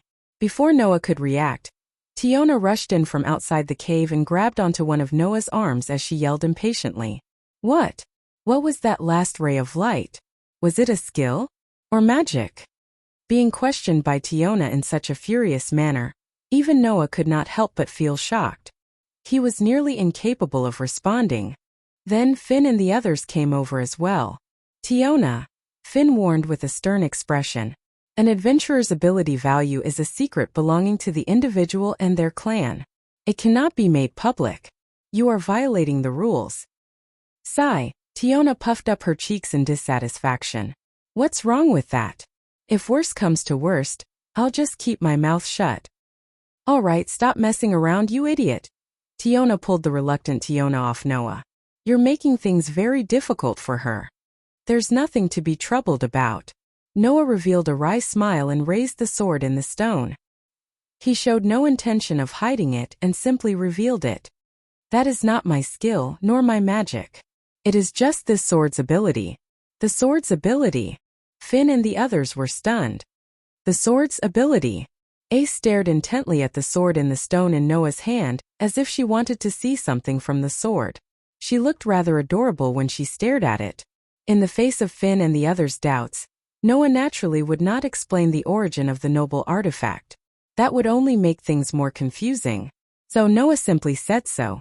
Well, you can just treat it as a magic sword that will never be broken. A magic sword that will never shatter. Both Tiona and Tiona cried out in surprise. A magic sword. It could release magic but had a limited number of uses. Once the number of uses was exhausted, it would directly break. Even if it was a substitute, a weapon that didn't require chanting or any other conditions to use magic would definitely make anyone drool. Its market price, conservatively estimated, was at least 1 million Varus. It was both a magic sword and a luxury item. If there was no limit to the number of uses for such a miraculous weapon, it would be more precious than anything else in the world. At the very least, the members of Loki's clan looked at the sword in the stone in a different light. Liar. Leafia almost subconsciously retorted. If there is a magic sword that will never be broken, Eulalie. No, the whole world would be shocked and go crazy. I have never even heard of such a magic sword. Finn, Tiona, and Tiona did not say anything, but they tacitly agreed with Leafia's words. To be honest, they did not really believe it either. After all, to the people of this world, magic was very important. It was something that could be said to be a sure-kill skill. A magic sword as a magic sword as a magic sword was extremely precious. If there was a magic sword that would never be broken, then such a magic sword would definitely be a major invention that could shake the whole world. In that case, how could others easily believe it? In response, Noah only curled his lips and smiled. I don't want you to believe it. It's just that you want to know, so I'm telling you. It's up to you whether you believe it or not. After saying that, Noah threw the weapon in his hand that was enough to shake the whole world in the eyes of Finn and the others. A golden ripple appeared out of thin air and swallowed the knight's sword that was thrown into the air.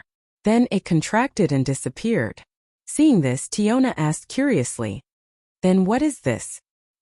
Hearing this, Noah glanced at Finn and the others and said with a smile that did not seem like a smile, "An independent space that can store items. If I tell you this, you won't believe it, right?" Everyone fell silent. An independent space that can store items? Just like what Noah said, it was something that could not be trusted. In this world, apart from adventurers, there was another type of person who would enter the underground city. They were non-combatants, known as supporters. As non-combatants, supporters existed to be responsible for the management of the adventurer's luggage and backup weapons, as well as the support of the items and the recovery of magic stones. If the adventurers had to carry their luggage and backup weapons, as well as the recovery of magic stones, not only would it affect the battle, but it would also be very inefficient. Therefore, when exploring the dungeon, the support in the team was a very important help. Not only could they allow the adventurers to fight without any worries, but they could also be responsible for other trivial matters, and increase the efficiency of conquering the underground city. How could such an existence not be important? However, if there was really an independent space that could store items, there would basically be no need for supporters, and there would be a huge change in the strategy of conquering the underground city. This was also something that could shake the world. Who would be willing to believe it unconditionally? Let's not talk about this anymore, Finn said with a smile as he suppressed his various thoughts in his heart. Let's go to level 18 and have a good rest. Noah waved his hands to show that it was not a problem. Hey little brother. Tiona pointed at the huge arm that had fallen to the ground not far away, and did not disappear with Goliath. That's the dropped items and magic stones of the floor owner. It's very valuable and can definitely make you a huge profit. How are you going to deal with it? The dropped items and magic stones of the floor owner? Noah nodded. That's worth retrieving. As soon as he finished speaking, Noah waved his hand. Two huge golden ripples suddenly fluctuated between Goliath's arm and the magic stone, causing the two items to sink and disappear. Looking at this scene, everyone's eyes flickered, and they remained silent. Could there really be an independent space in this world that could store items? Chapter 854. Finally, we can rest. After passing through the slanted cave, Tiona immediately stretched her body. The members of the Rocky tribe heaved a sigh of relief, and the tense expressions on their faces began to relax. Noah, who was walking at the back of the team, looked forward through the cavernous passage. Noah was more or less surprised by the scene in front of him. This was the underground city. As an underground labyrinth, there shouldn't be any breathtaking scenery here. However, at this moment, Noah really wanted to exclaim at the scenery in front of him. A warm light that was no different from the sun shone down from above, illuminating the vast grassland. This place was full of gentle light and clean air that didn't match the underground labyrinth full of monsters. Thick trees covered with moss. Clear rivers that emitted gurgling sounds. In the sky, countless crystals grew seamlessly at the top of this floor, emitting a gentle light like the sun. The light that was no different from the sun was emitted from the crystals that covered the entire ceiling. It made this underground labyrinth look as if it had a sky. It was extremely beautiful. At this moment, Noah didn't even want to believe that he was in the underground city.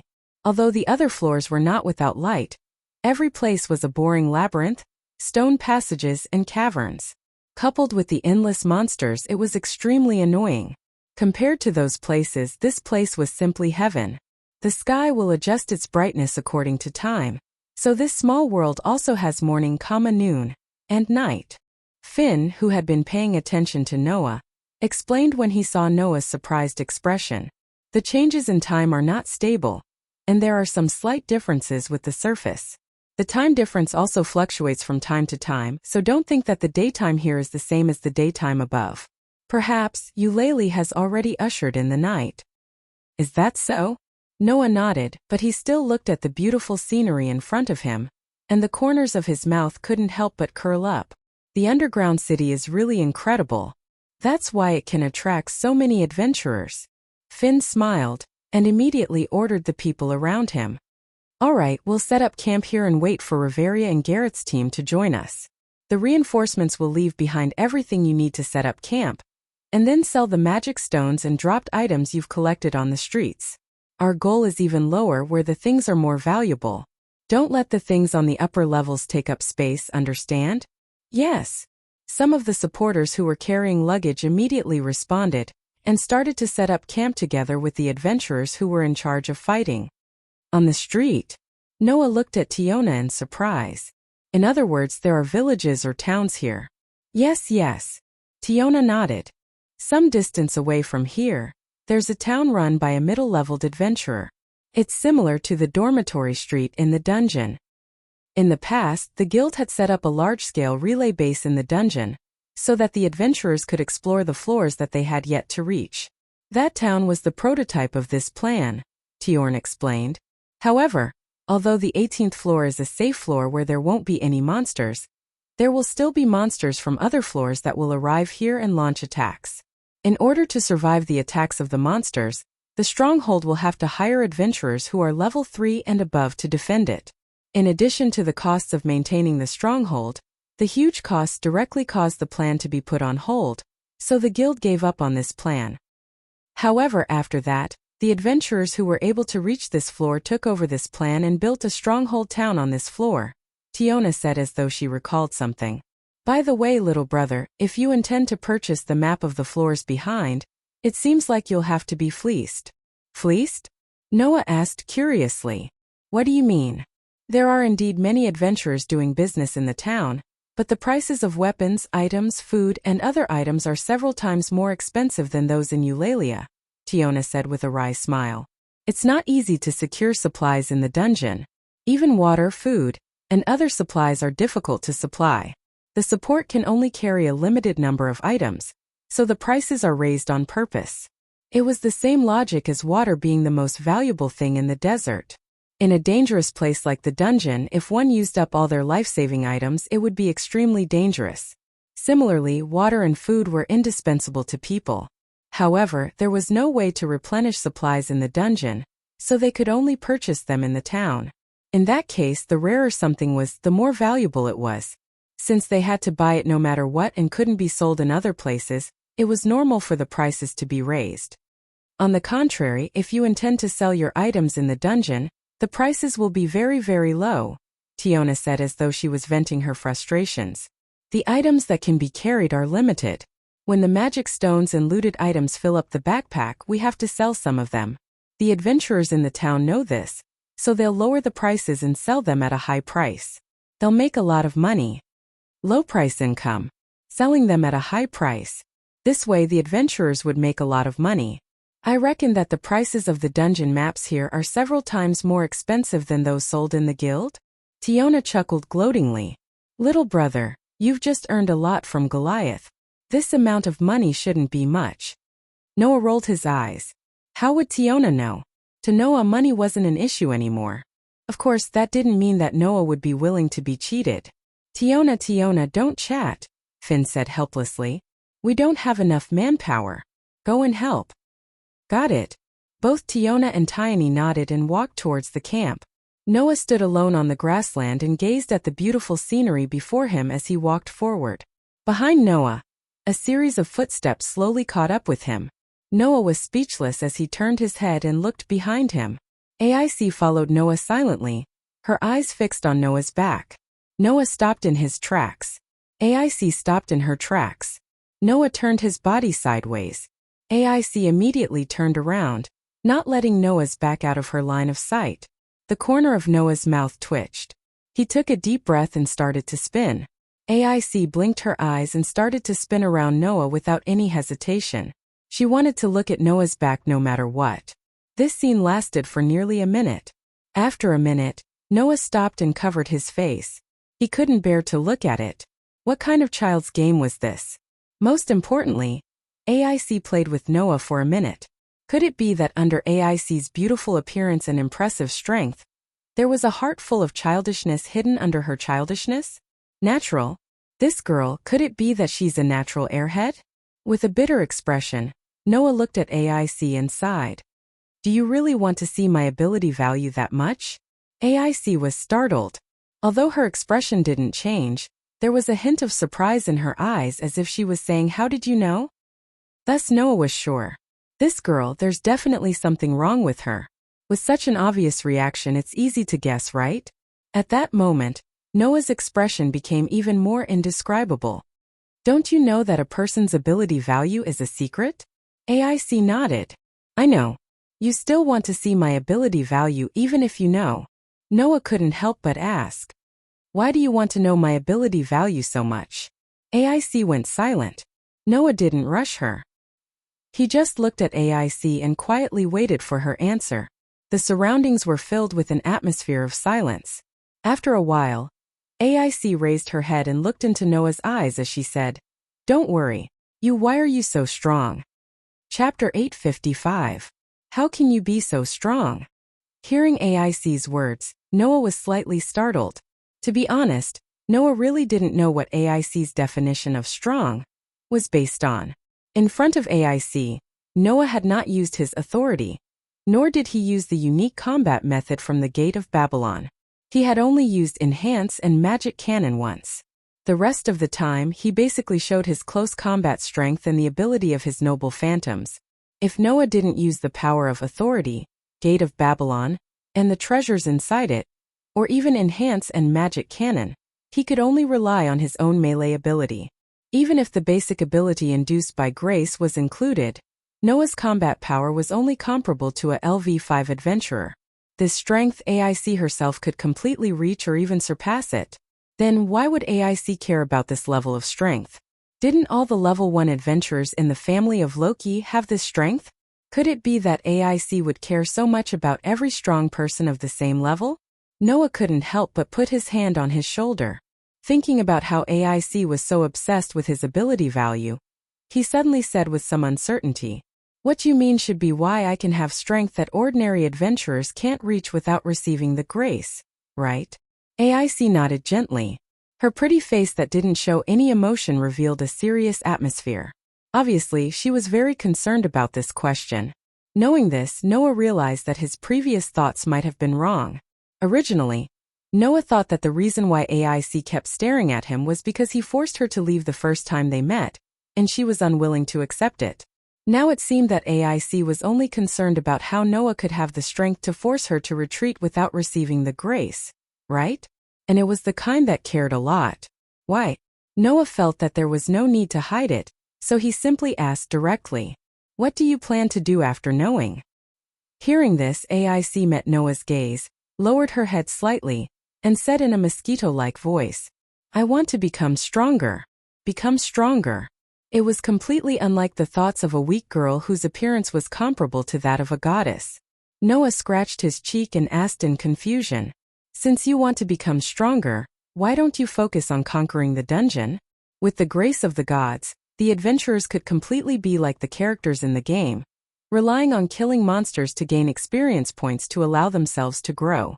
This didn't mean that the only way to become stronger was to kill monsters and level up, but it was undoubtedly a good shortcut.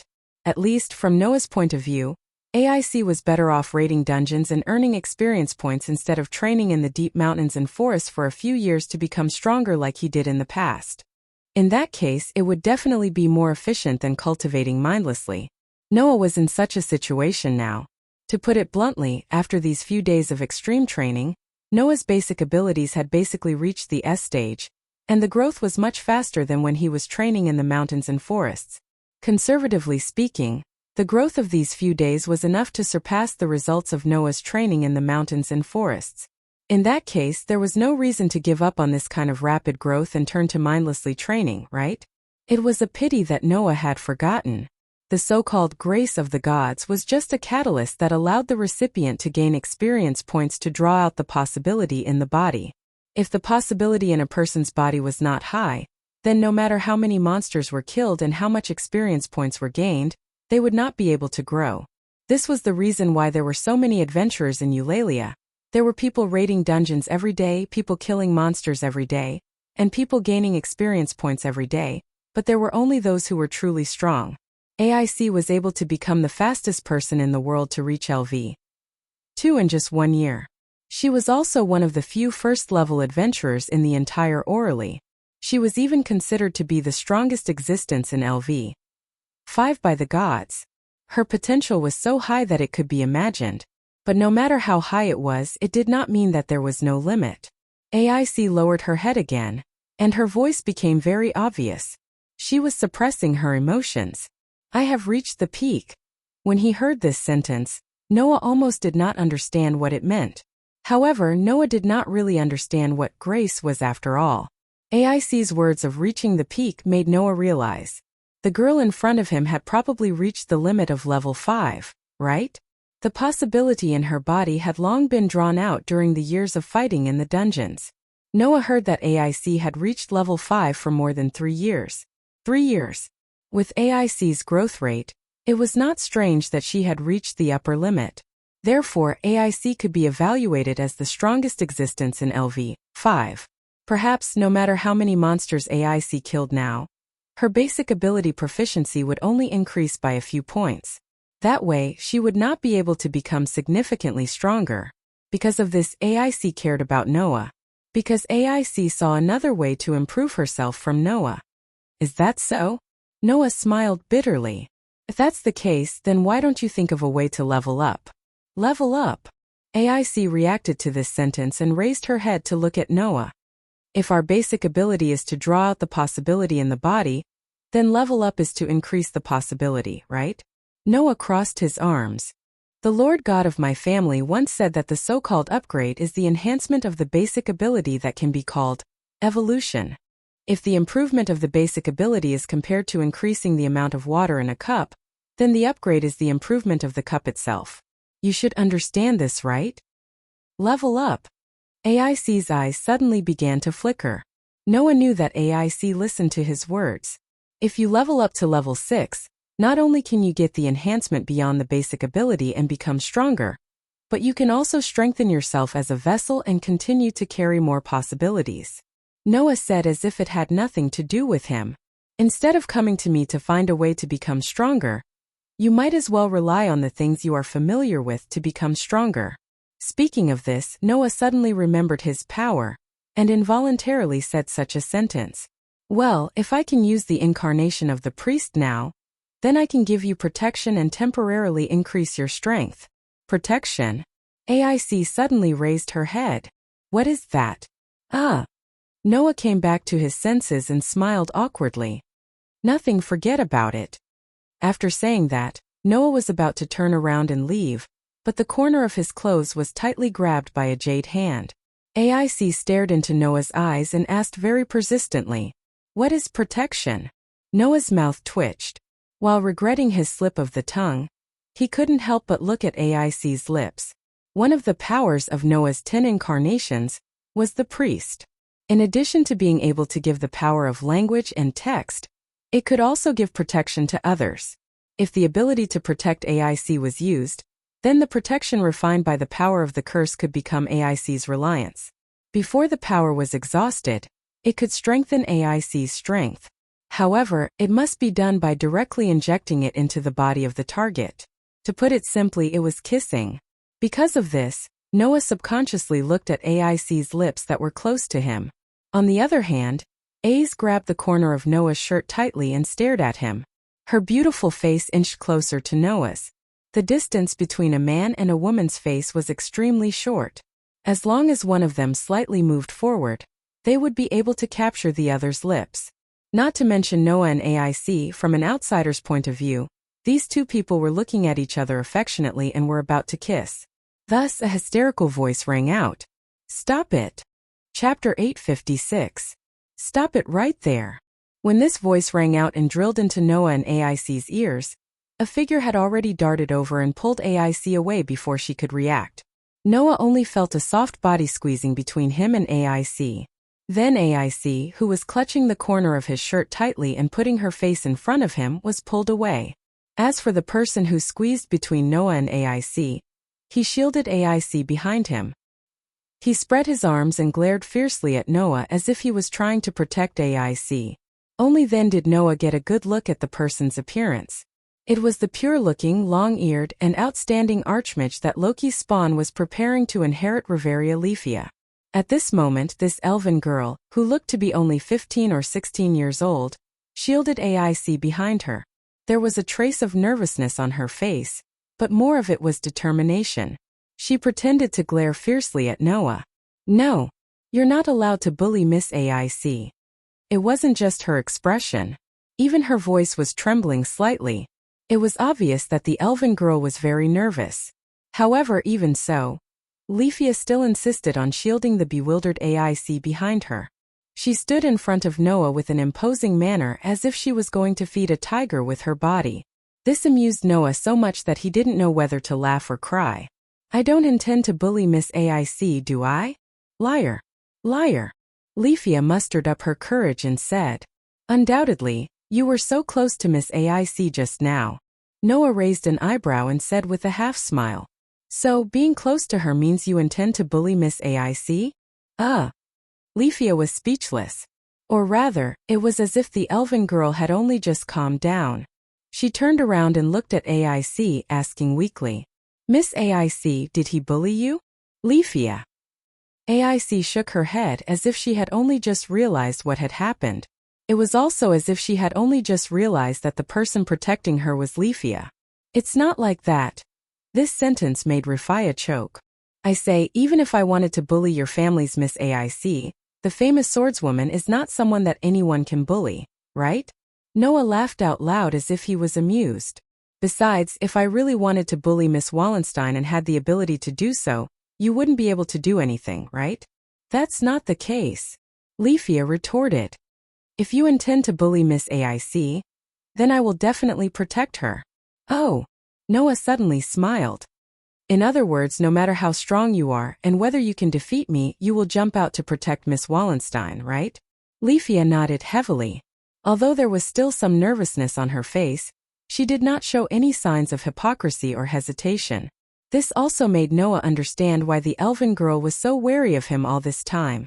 Perhaps he just didn't want AIC to come into contact with a stranger like Noah and be deceived by a stranger like Noah? Is that so? Noah looked at Leafia mockingly. Looks like you really like your families, Miss AIC. LLLL like. Leafia's face instantly turned red and she started stammering. It's not like that. Oh. Noah was also amused by Leafia's behavior and said with a mischievous tone. Does that mean you hate your families, Miss AIC? Of course not. Leafia's voice was even more exaggerated than before as she spoke in a high-pitched tone. How could I possibly hate Miss AIC? What? Noah shrugged. Doesn't that mean you like her? No. It's not like that. No. That's not right. It's like that. That's not right either. Leafia fell into a state of confusion. She was so flustered that she did not know what to do. She flailed her arms and legs and almost fainted. Seeing this, Noah, who had only intended to make a joke, couldn't help but feel strange. Could it be that this elven girl really had some strange thoughts about AIC, who was of the same gender? Or was it just pure longing? Leafia. AIC tilted her head and looked at the confused Leafia. For a moment, she didn't know what to do. Noah shook his head, not knowing whether to laugh or cry. He extended his hand and stroked the flustered Leafia's head. All right, I was just teasing you. Calm down. Feeling the hand stroking her head, Leafia was taken aback and didn't react for a moment. Noah looked at AIC and said, Since you followed me, why don't you lead the way? Since you're following me, why don't you lead the way? I'm going to the dungeon to buy a dungeon map. AIC blinked her eyes, but she didn't reject. She nodded and spoke softly to Leafia. Leafia, help me tell Finn that I'm going to the town. Leafia, who was still in a daze from Noah's stroking, nodded her head subconsciously. Then, Noah and AIC looked at each other and walked forward. Only Leafia was left, staring blankly at Noah and AIC, who were leaving side by side. This time her gaze towards Noah was no longer guarded, only a little incredulous. Raising her hand and placing it on her head, Leafia murmured, He touched me. Just as Leafia was still in disbelief, a steady and dignified voice sounded from behind her. Leafia, what are you doing in a place like this? Leafia was shocked. She quickly turned around and looked behind her. There, Finn, Riveria, and Gareth, the three leaders of Loki's clan, walked over, causing Leafia to exclaim in surprise. Lady Riveria? Lady Gareth? Have you arrived? Ah. Riveria nodded. Goliath, the owner of the 17th floor, was defeated, so we didn't encounter too many obstacles and just arrived. Where's AIC? Gareth's thunderous voice resounded in the air. The members all said they saw her coming here. You came with her, but why aren't you with her? Hearing Gareth's words before Leafia could answer, Finn seemed to have thought of something. Could it be that she's with Noah Doria? Yes. Yes. Only then did Leafia react. Miss AIC went to the town with that gentleman. Finn, Riveria, and Gareth looked at each other. Is that okay?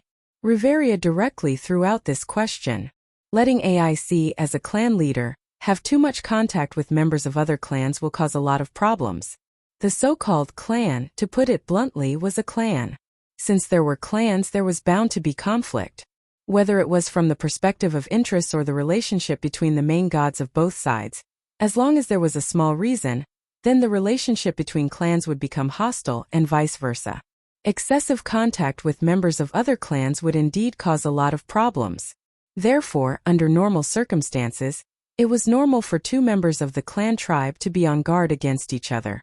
This was also part of the reason why Finn wanted to test Noah's strength. Leafia hesitated for a moment and summoned her courage. I think that gentleman shouldn't be a bad person. Oh. Finn, Riveria, and Gareth were startled at the same time. That's an interesting way of putting it. Gareth laughed. Weren't you worried that AIC would come into contact with bad people and have been on guard against that man? Why did you come to this conclusion now? That man. Leafia couldn't help but touch her head. That person touched my head. These words caused Finn and the others to stand up in surprise. Riveria in particular was even more surprised. Leafia, you didn't refuse that man to touch you? Rufia nodded, causing Finn, Riveria, and Gareth to look at each other in dismay. Elves were a very arrogant race. It wasn't that the people of this race were very arrogant, but it was the nature of elves. None of the elves were not outstanding in appearance. Because of this, they thought that people of other races were ugly. This made it so that if the elves didn't approve of someone, even the gods wouldn't allow them to touch them. It was equivalent to an instinct of the body. Regardless of whether the elves were willing or not, their bodies would not allow people with ugly hearts and desires to touch them. It was just like how a person's body would instinctively retract their hand when pricked by a needle. Unless it was someone approved of, the elves would instinctively fight back against the existence that intended to touch them. It was for this reason that Leafia, who had her head touched by Noah, found it inconceivable. Undoubtedly, this is the first time we've met, but I didn't reject that gentleman's hand. The elven girl Leafia said. So, I think that gentleman isn't someone with an ugly heart. Riveria, who was also an elf, was the first to agree with Leafia's words. If that's the case, then there's no mistake. All right. Finn pondered for a moment and looked in the direction of the town. Then let's indulge AIC for now. Chapter 857. The 18th floor of the underground city did not have a maze, nor were there any complicated passages. It was just a large circular space. The cliff that surrounded the entire floor extended all the way to the top of the floor where the crystals grew. In the south was the cave that led to the 17th floor. In the north, there were sparse wetlands and forests. Monsters from the other floors usually wandered around here. In the west, there was a huge lake. On the lake, there was a rock island with a huge tree in the center. Under the roots of the huge tree, there was a hole in the tree. That was the entrance to the 19th floor. The town on the 18th floor was located at the highest point of the towering and huge island. It was a town that was completely made of wood. Almost every building in the town was made of wood. The town was built on top of a cliff. Steep slopes could be seen everywhere.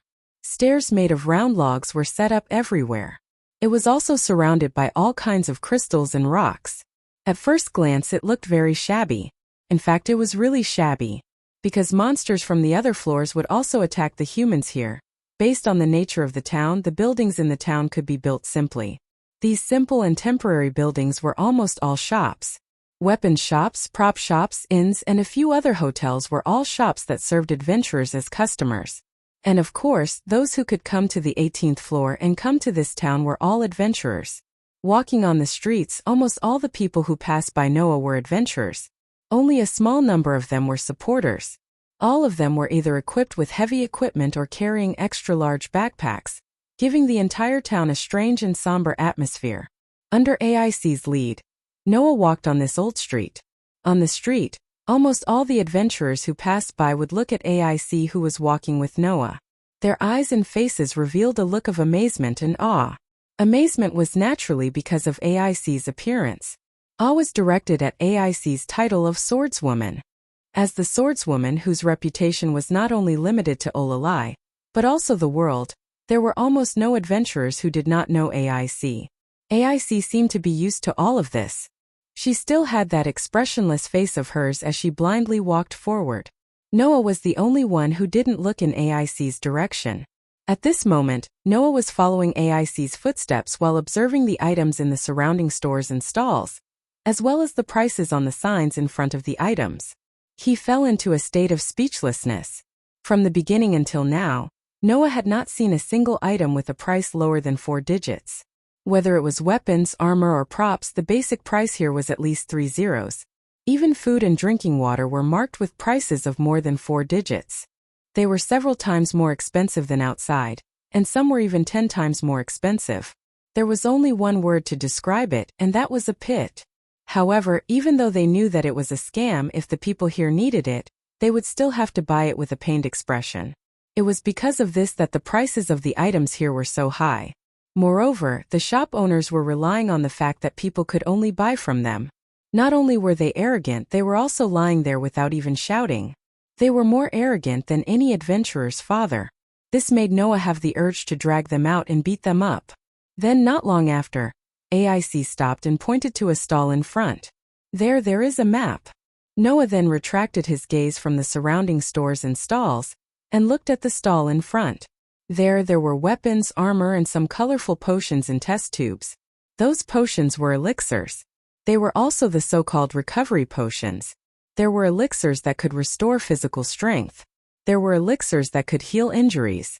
There were elixirs that could replenish the mental strength consumed by using magic. There were also elixirs that could provide all kinds of support and strengthening. It could be said that everything was here. It was said that there was a type of recovery potion called the panacea that could even heal injuries no matter how serious they were. It had the effect of bringing the dead back to life. Even if one's face was disfigured, with the panacea, one could completely recover. The price of the panacea was around 400,000 to 500,000 veris. In these small stalls that could be seen everywhere, naturally there was no such thing. Noah was only interested in the map of the underground city. It was a booklet that was made into a booklet. However, the price on the sign in front of the booklet made Noah's eyes twitch. 200,000 veris? This price, how should he describe it? 1 word, scam. 2 words, very scam. 3 words, very scam. At least, Noah remembered that when he went to the guild and asked to buy a detailed map of the underground city, the map was only 30,000 veris. It was almost 7 times more expensive. Rubbing his forehead, Noah walked forward under AIC's gaze, squatted down in front of the stall, and picked up the map. The owner of the stall just lay there, opened one eye, glanced at Noah, and then closed it, not even bothering to look at Noah. With such an attitude, it was impossible to get any customers in Eulalie. Only in the underground city could these guys be so arrogant. The owner of the stall even said this sentence while pretending to be asleep. Just look, don't flip. Who knows if you're going to record it and leave without buying. Noah didn't even bother with the owner of the stall. He roughly flipped through the booklet and found that the map recorded the 1st to 50th levels of the underground city in detail. No wonder it's so expensive, it extends to the 50th level. The maps sold by the guild up to the lower level, which was the 36th level, were only worth 30,000 veris. As there were very few adventurers who had been to the deeper level of the underground city, and the area was huge, it was impossible for people to wander around in such a dangerous place. As a result, the maps of the deeper level of the underground city were not very detailed, so the value of the maps varied. This map recorded the 37th to 50th levels very carelessly. But no matter what, there was still information about the entrance and exit to the upper level and the entrance and exit to the lower level. This was enough to make the map valuable. In the guild, this map could be sold for 70,000 to 80,000 veris, right? In other words, it was still several times more expensive. However, Noah didn't say much. After all, the people here didn't bargain. Noah directly put the booklet in his hand into his arms, took out a bag full of gold coins, threw it on the stall, and turned to leave. This way, Noah would be able to go to the lower floors. Seeing Noah coming back, AIC, who knew the purpose of Noah's trip, spoke directly. Are you going back? Yes. Noah nodded. This time I came with you for the map, and also to see if defeating Goliath would allow me, who is only LV1, to level up. Level up? AIC looked straight at Noah with an inexplicable color in her eyes. You're planning to level up in less than 5 days after getting grace? Why? Noah smiled slightly. Are you afraid that I'll break your world record of being the fastest to reach LV2? Hearing this, AIC shook her head and lowered her head. It's just that I'm envious of you, being able to become strong so quickly. Envious? The smile on Noah's face slowly disappeared and was replaced with a sigh.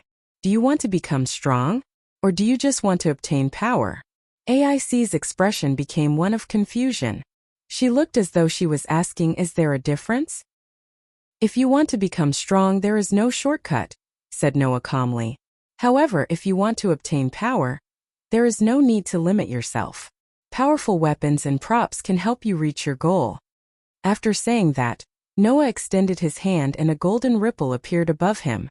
The ripple bounced off the sword in the stone, which was radiating a golden light. Chung! Noah stabbed the sword in the stone into the ground and stood before AIC. AIC's gaze turned toward the sword in the stone at almost the same time. I'll lend you this sword for now. Noah turned around. After you've experienced its power, you can tell me the answer when you return. After saying that, Noah left. AIC looked at the sword in the stone in silence. Chapter 858. When Noah returned to the ground, The sky had just turned dark.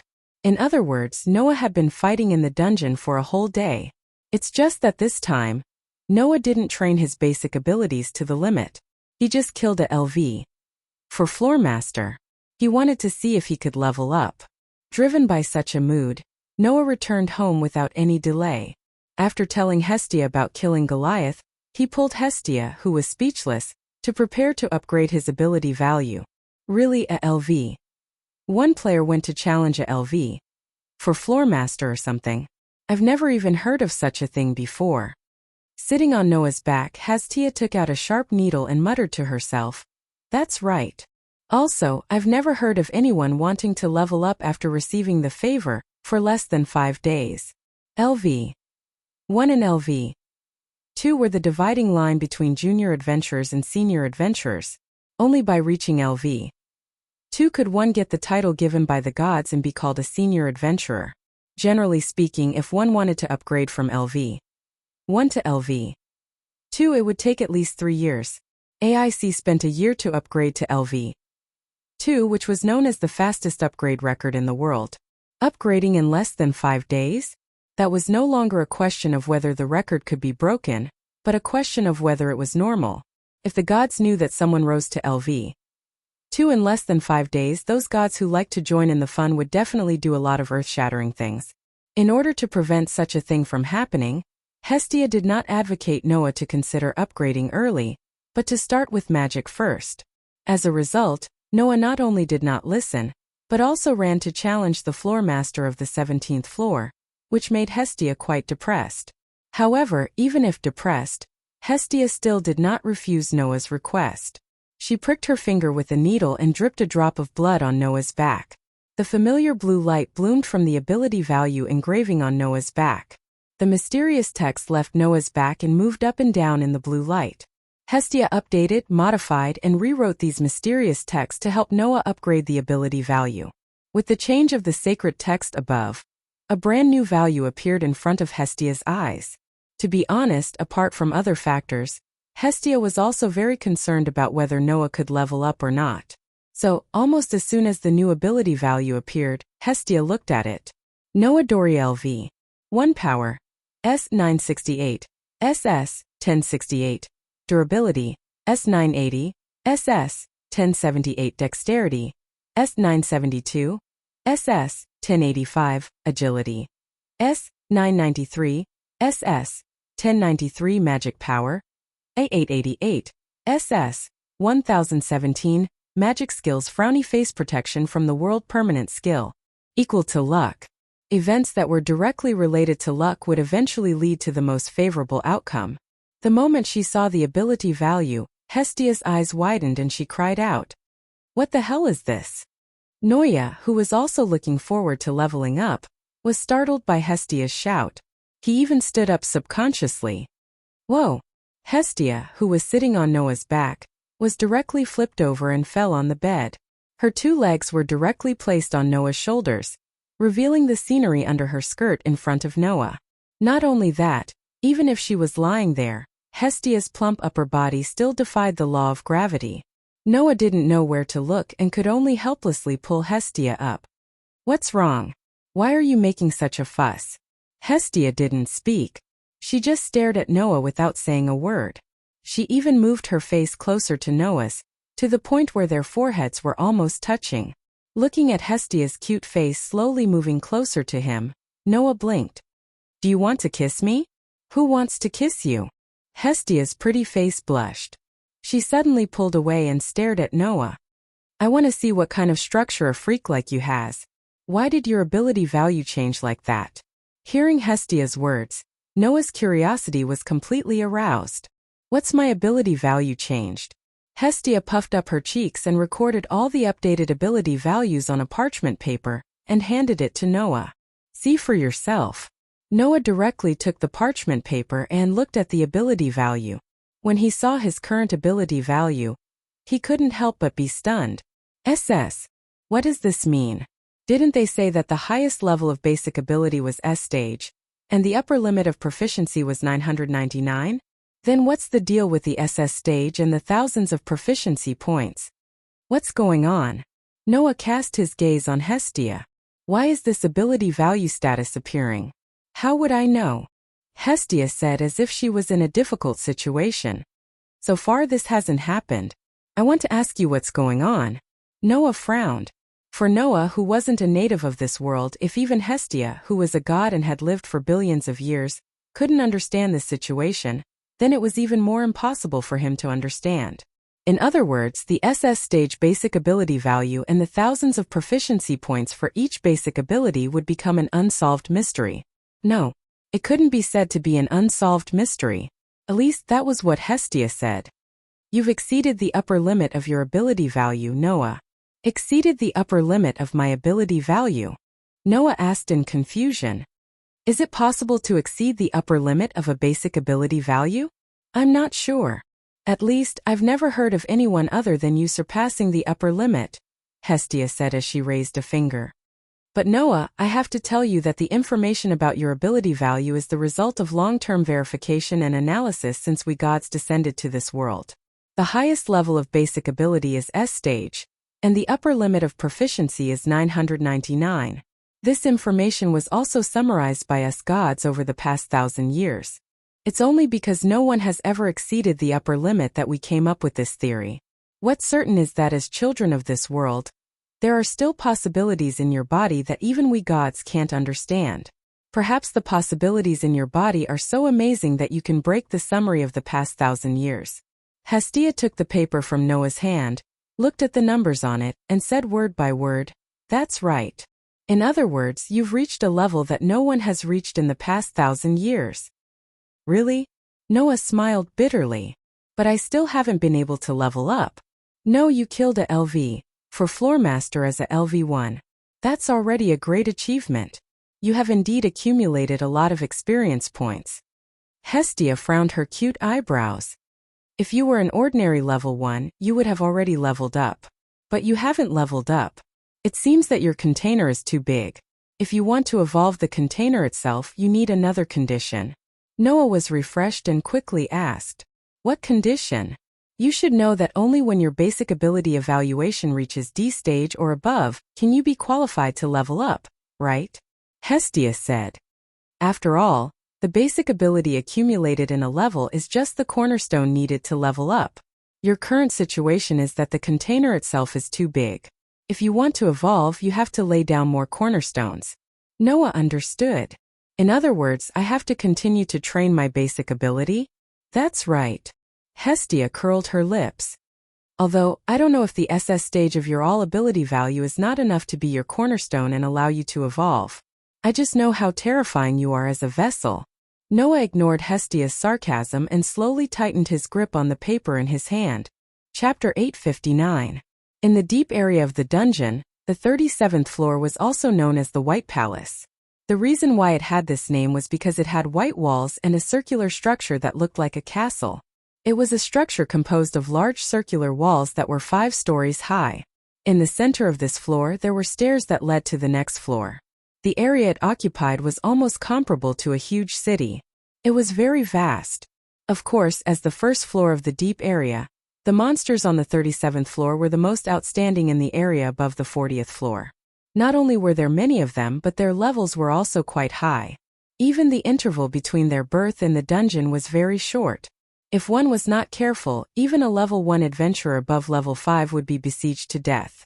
One must not be careless. There would be many so-called warrior-type monsters on this floor. Starting from the 15th floor of the middle area of the dungeon, there was a level 2 minotaur monster called the Minotaur. On the 37th floor, there were monsters that were similar to the Minotaur. They had the physique of a ferocious bull. In addition, there were all kinds of monsters that had some similar structures to humans rampaging in this White Palace. The levels of these monsters were between level 3 to level 4. In addition, the speed of their birth was very fast. After a while, they would form a certain number and become a real army. Therefore, even a level 1 adventurer of level 5 could not ignore the danger on this floor. Under such circumstances, there was an adventurer whose real level was only level 1 who was deep in the siege of a large group of ferocious bull monsters at this time. Rumble. There were definitely hundreds of ferocious bull monsters holding huge stone weapons. Each monster's weapon had a bright red color. as if it was dyed with blood. With the trembling sound that resounded throughout the entire space, the ferocious bull's eyes were red, and white gas was coming out of its nostrils. Its strong and powerful hooves trampled on the ground and rushed toward the thin figure.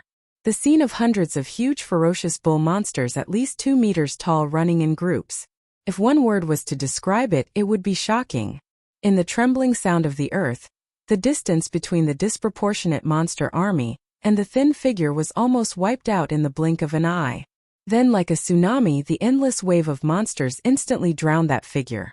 Facing the large group of monsters, Noah did not move.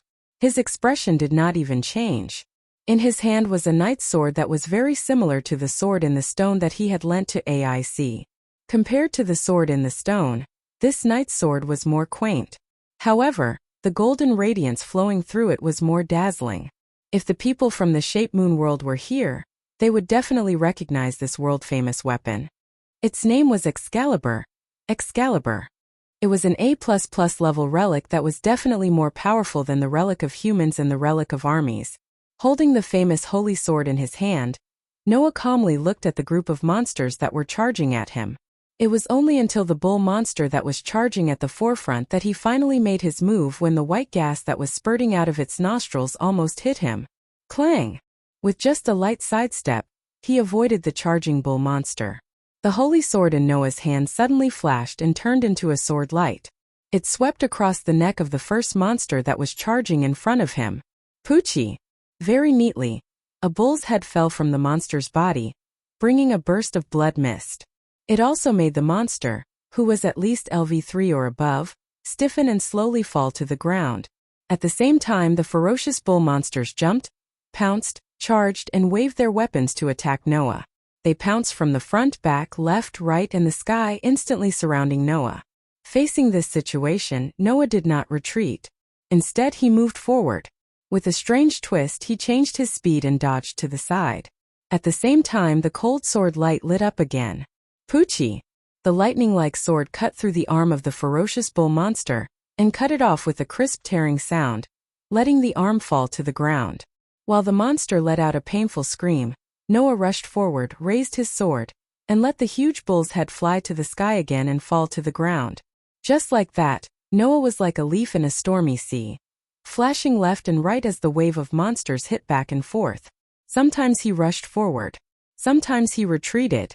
Sometimes he dodged to the left. Sometimes he dodged to the right. He didn't let any monster touch his body. Poochie, poochie, poochie.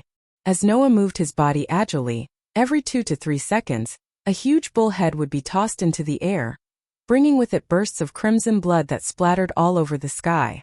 The monsters that fell to the ground turned into ashes one by one, leaving only fist-sized magic stones and horns, completely disappearing from this space.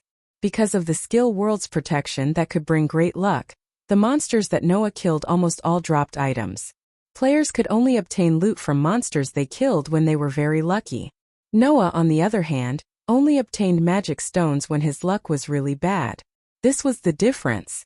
It didn't take long for the hundreds of bull-sized monsters to be completely slaughtered, leaving behind only a pile of magic stones and dropped items. Phew! Noah gently exhaled. Crack!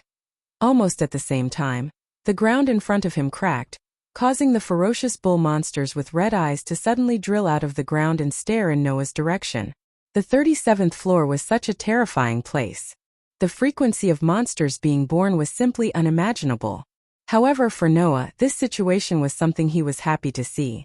After all, Noah originally came to the deeper areas to be able to fight for more powerful monsters to hone his basic abilities. Just as Noah was about to continue to rush forward, Noah's heart suddenly moved, causing him to stop. In his heart, on the surface of a roulette connected to 10 patterns, a subtle brilliance flowed and disappeared in the blink of an eye. I see. Noah murmured. It's already been a month? Yes. Noah had been in this world for a full month. Because of the turbulence in between the worlds, it was best not to use Noah's authority for a month when he first arrived in this world. Once used, it would have a great impact on the world.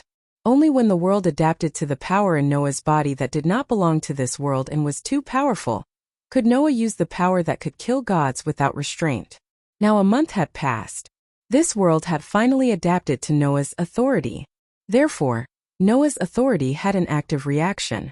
Feeling the activity of the authority in his body, Noah suddenly smiled as he looked at the bull-like monsters that broke out of the ground one after another, gripping their stone weapons tightly as they prepared to charge towards him.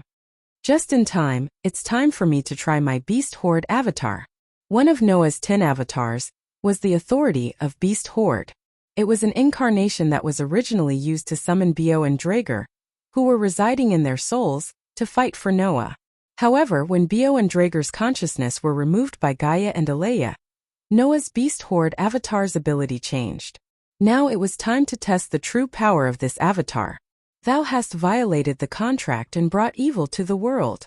When the long-awaited words reverberated in this space, Noah's body suddenly exploded with a shocking amount of magic. The Lord said, "Sinners must be punished. Their backs will be crushed, their bones, hair and brains will be dug out, and their blood and mud will be trampled on. If I have sharp teeth, I will follow the Lord's words and give the person who violated the contract a hammer of destruction." In Noah's heart, on one of the corners of the stone plate that was connected to the 10 patterns, a pattern of 100 beasts running wildly suddenly lit up. Clang! Suddenly, around Noah's body, a dazzling light burst out. Immediately, in the light, pairs of eyes flashing fiercely appeared one by one. Along with them, there were also many black shadows. Chapter 860. Clang! With Noah as the center, the dazzling light almost illuminated the entire 37th floor of the dungeon. The ferocious bull monsters that had just been born seemed to have instinctively felt that something extremely dangerous was about to be born. They swallowed the roar that had already reached their throats. They actually began to involuntarily retreat, showing some fear. Especially when pairs of flashing eyes and black shadows appeared in the dazzling light. These monsters of LV3 and above all let out threatening cries. That look was simply like a frightened puppy that was trying to scare someone. However, when the dazzling light gradually dimmed, revealing the full appearance of the black shadows, the fierce bull monsters with stone weapons in their hands suddenly froze, and their bodies became sluggish. This was because the black shadows that were born from the dazzling light were exactly the same as them. They had the head of a cow and the body of a human. They were more than 2 meters tall. And the only difference was that they did not hold any stone weapons in their hands. They were monsters with the physique of a cow. Woo woo woo woo woo woo. The next moment, the fierce bull monsters let out earth-shattering roars. Noah, who was holding the holy sword, stood in the middle of this group of fierce bull monsters. He raised his head and looked at the fierce bull monsters that were frozen in front of him, and a flash of light flashed across his eyes. Woo woo woo woo woo woo. The fierce bull monsters that lined up around Noah like an army suddenly roared in unison, and in the roar that made the earth tremble, they charged out. Woo woo woo woo woo woo. The real fierce bull monsters with thick stone weapons in their hands seemed to have been awakened. They let out roars that were unwilling to be outdone, and without any hesitation, they also charged forward. On one side, there was a neat and orderly legion of fierce bull monsters that seemed to be commanded by something. On the other side, there was no formation to speak of. They were just charging forward casually, but they were also fierce bull monsters with thick stone weapons in their hands. The two monster legions charged at each other and then collided fiercely. If there was anything to describe the following battle, there was only one sentence. It was a one-sided battle. It was truly a one-sided battle. Moreover, the one who fell was the one holding the stone weapon. Swish! Only to see the fierce bull monsters facing their opponents one by one, fiercely brandishing the thick and heavy stone weapons in their hands, carrying a fierce whistling sound, fiercely smashing the weapons towards the fierce bull monsters who had no weapons. Buzz! However, at this moment, the bodies of the fierce bull monsters that were attacked by the heavy stone weapons shone with a brilliant white light. When the thick and heavy stone weapon was swung towards the opponent's body, it was immediately enveloped by a brilliant white light. Suddenly, the stone weapons trembled, and as if they were neatly cut into cubes, white lines spread out on their surfaces. Bang! Following the spreading white lines, the thick and heavy stone weapons were blasted apart and turned into fragments. Woo woo woo woo woo woo. Immediately, the fierce bull monsters shrouded in brilliant white light fiercely pounced on the fierce bull monsters that had lost their weapons and had no time to react. The sharp horns directly pierced into the bodies of the fierce bull monsters. The battle between the two monster legions formed by the fierce bull monsters was surprisingly similar no matter which corner it was in. The fierce bull monsters that were born from the underground city with stone weapons in their hands were the first to attack. Unfortunately, they were either shattered by the weapons they wielded against the bull monsters that were shrouded in dazzling white light, pierced through their bodies by the sharp horns of their opponents, or torn into pieces by the sharp fangs of their opponents. There was no suspense at all. Or they were shrouded in the brilliant white light together with their weapons. White lines spread out on the surface of their bodies, evenly dividing them into cubes. Then along those white lines they exploded extremely neatly, dying without a complete corpse. Under such circumstances, in less than a minute, the fierce bull monsters with stone weapons in their hands all disappeared from the entire battlefield. All that was left were the ferocious bull monsters shrouded in brilliant white light. Woo woo woo woo woo woo. As if celebrating their victory, the fierce bull monsters shrouded in brilliant white light let out spirited roars. Wung! As if retreating after accomplishing their mission, the fierce bull monsters began to slowly turn into light particles and dissipate in the air. Seeing this, Noah gradually retracted the astonishing magic surging wildly in his body and smiled. Using pure magic to arbitrarily create all kinds of tamed beasts, and then control the tamed beasts. This was the true ability of Noah's beast horde incarnation. In the past, because of the relationship between Bio and Draeger, the incarnation's ability was limited from create tamed beasts to summon tamed beasts. Now, after Gaia and Alea removed the consciousness of Bio and Draeger from Noah's soul, the beast horde incarnation finally displayed its true ability. Using magic to construct the tamed beast's body, creating tamed beasts with all kinds of shapes and sizes. No matter what kind of tamed beast it created, it would have the ability to crush everything. And no matter what kind of tamed beast it created, the fewer there were, the stronger it would be. If there was only one tamed beast, then its strength would definitely be comparable to Bio and Draeger. If he chose to create multiple tamed beasts, then according to the number of tamed beasts, the power would be evenly distributed. Using the beast horde incarnation, the choice of quality or quantity was all up to Noah. It could be said that this incarnation had a very high degree of freedom. It was not like before, where it was limited to Bio and Draeger. Then it's time to go back. Looking at the empty white palace, Noah estimated the time and threw the sacred sword in his hand into the golden ripples beside him.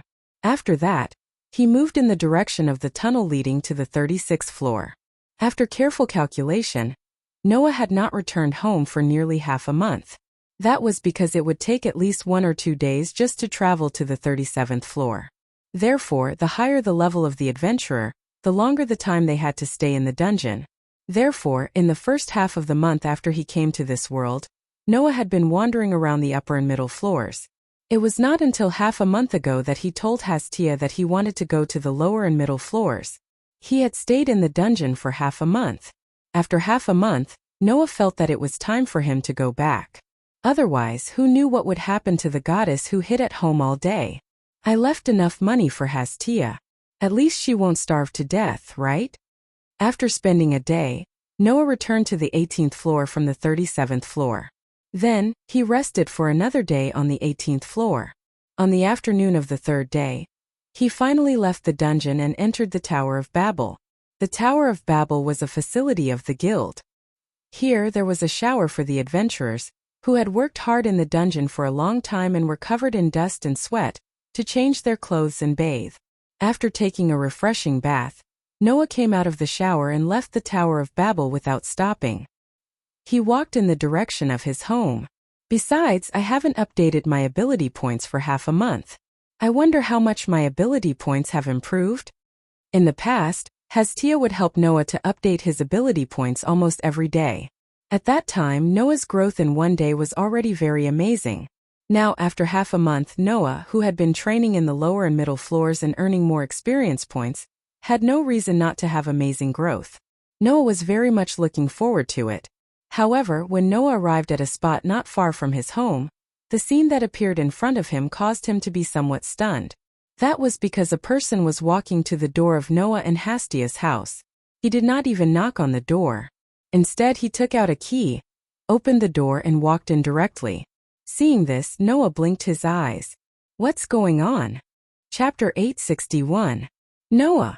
When Noah walked into the house, Hestia threw herself at Noah, hugged his waist, and buried her face in Noah's belly.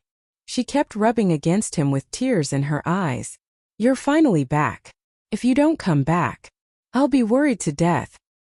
Didn't I tell you that I'll go to the lower floors and won't be back for a while?" Noah, who was hugged by Hestia, could only hug her back with a bitter smile on his face. "Also, I've told you before, don't hug me for no reason. When are you going to change this habit of yours?" "This is not a habit. I won't do this to others." Hestia lifted her lovely face from Noah's arms and puffed up her cheeks. "This intimate contact is only limited to you, my first family member and the closest person to me. I won't do this to anyone else except you." In the heavenly realm, Hestia was one of the 3 goddesses known as the Virgin Goddess. Although Hestia's petite and cute appearance and her rather unrestrained intimate behavior towards Noah did not make people think that she would hug him at any time. As a matter of fact, hugging a man of the opposite sex like this would only do that to Noah, who didn't care about her poverty and wealth, kindly took her in and even joined her clan.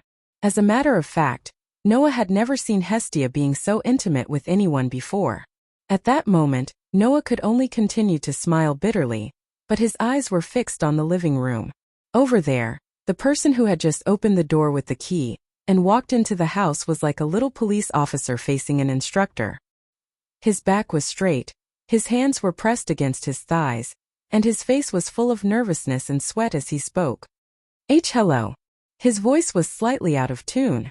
It could be seen that the person was indeed quite nervous. It was a boy who looked to be about 14 or 15 years old. He was wearing the armor of a novice adventurer and had a short knife at his waist. He had white hair and red eyes, which made people think of a rabbit. The boy not only stood very straight as if he was saluting, but he also suddenly bent down and bowed to Noah. As he did so, he introduced himself in a nervous tone. "I'm Bel Crone." He was an adventurer who had only recently joined Hestia's clan. Please advise me." An adventurer who joined Hestia's family. Noah looked at Hestia with some surprise. "In other words, he's a new member of your family?" "Humph." Hestia let go of Noah's waist and raised her head with a proud look on her face. "That's right, Bale is a new member of the clan tribe that I recently accepted.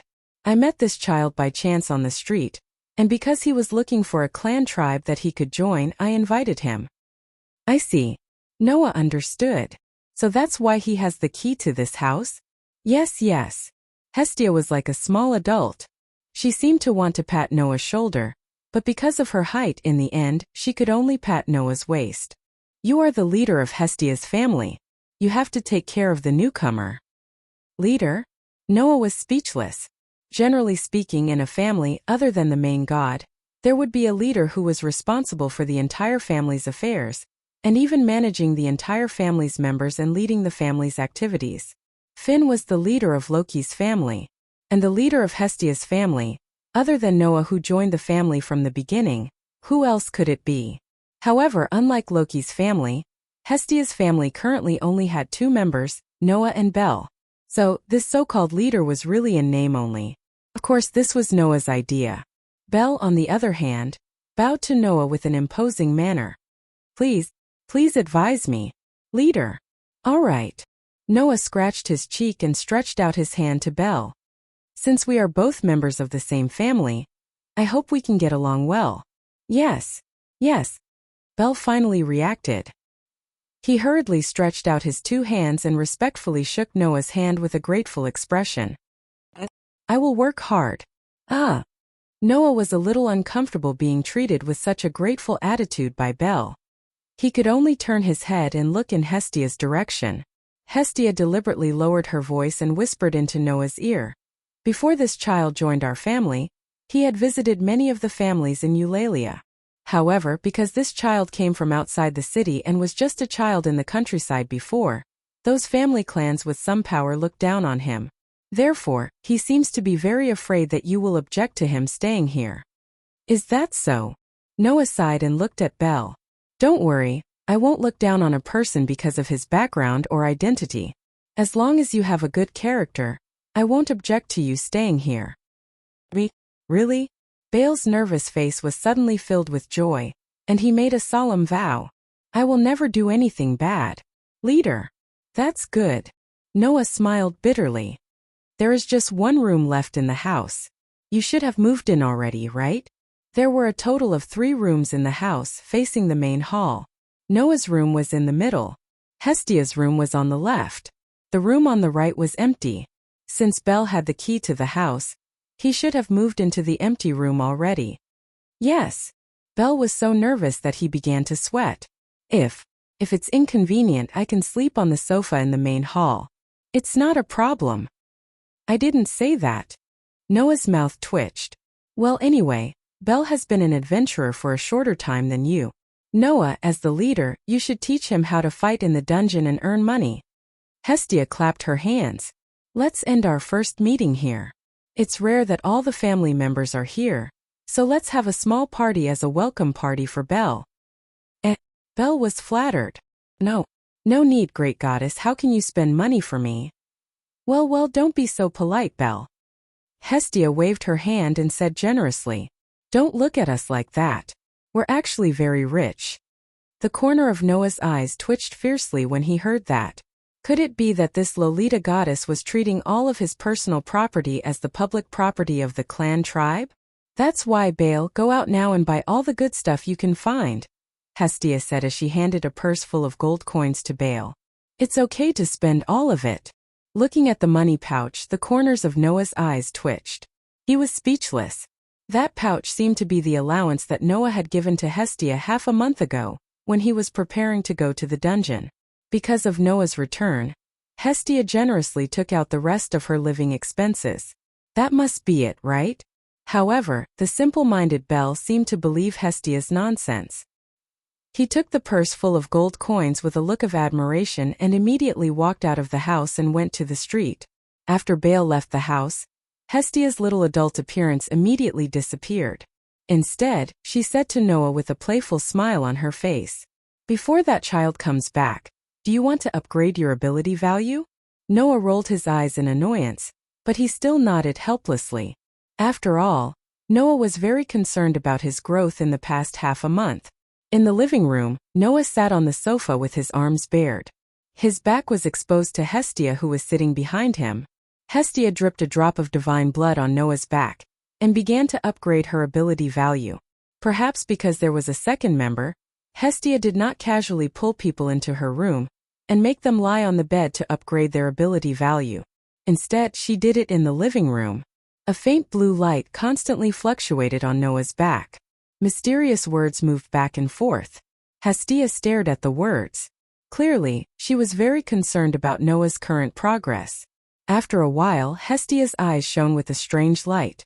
Chapter 862.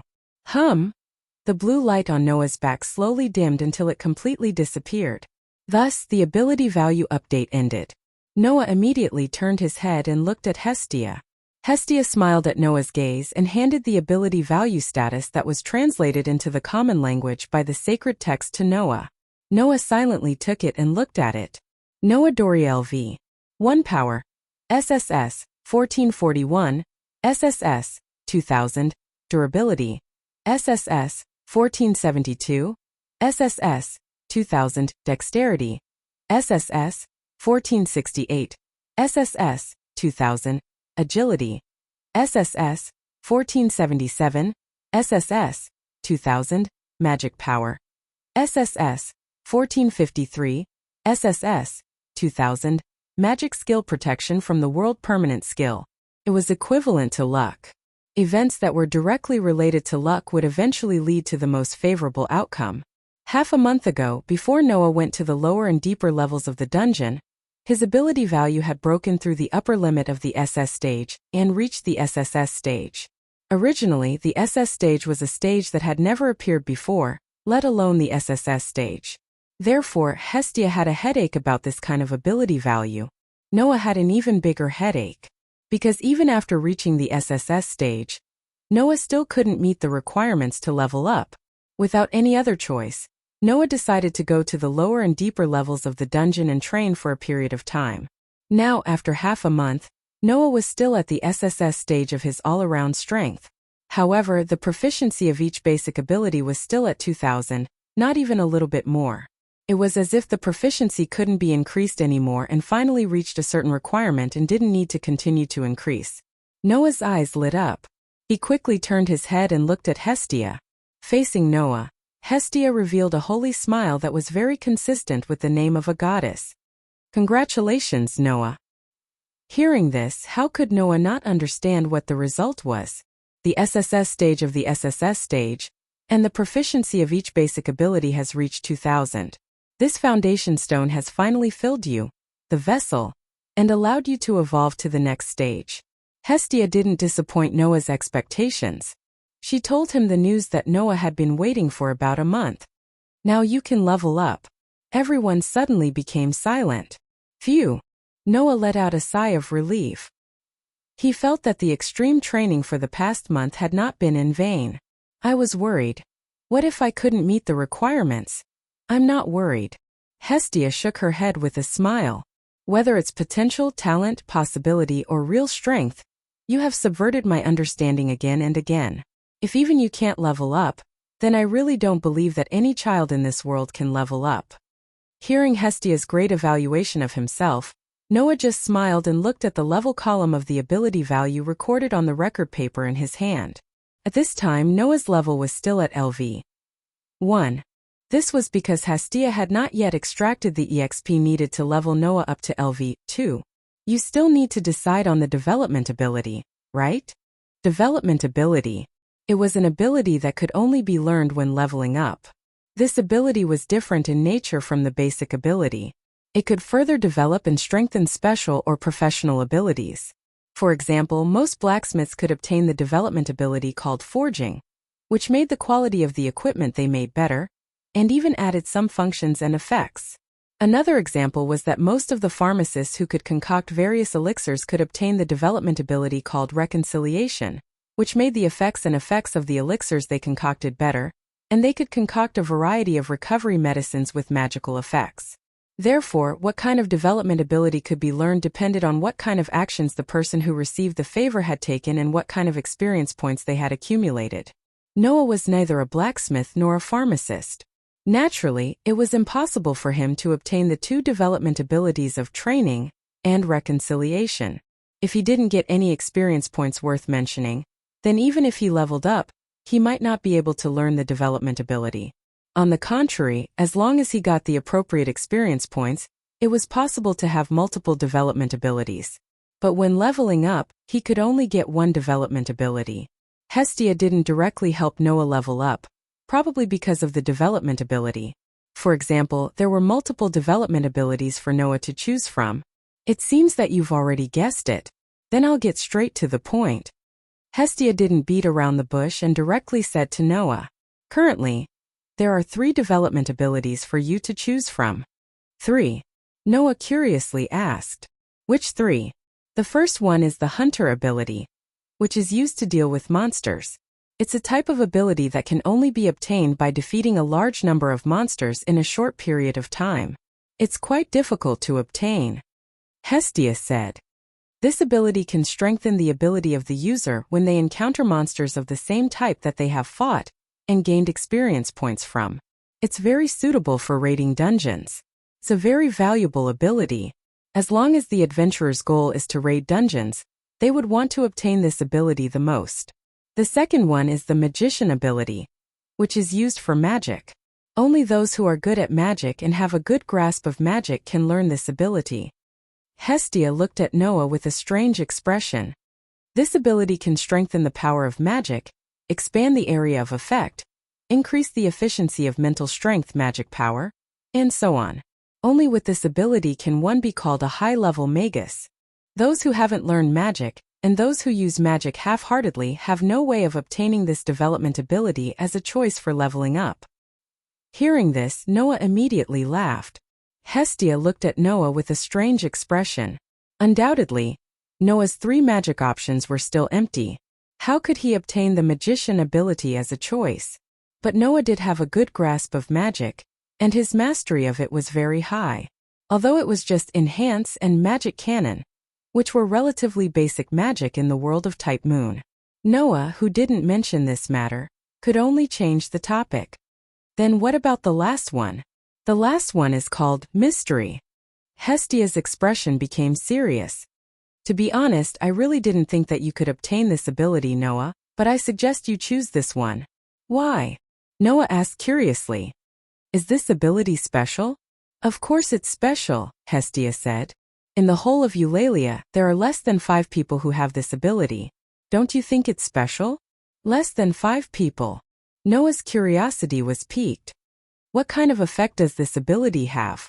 To put it simply, this development ability is like a miracle that we gods are best at. Right? Hestia said.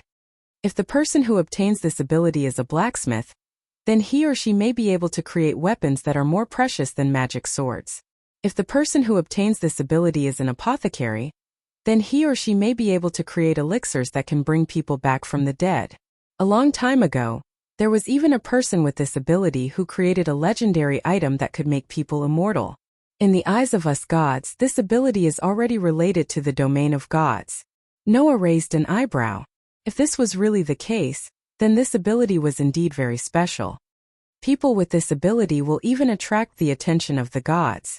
If the news of you having this ability spreads out, I don't think there will be a single god who won't try to steal you from me, right? Hestia tried to persuade him. So, if you don't choose this ability, then it's really a waste. Just choose this one. Chapter 863. Mystery. It was a development ability that could bring about miraculous powers. In Eulalia, which was the center of the world, there were less than 5 people who had this development ability.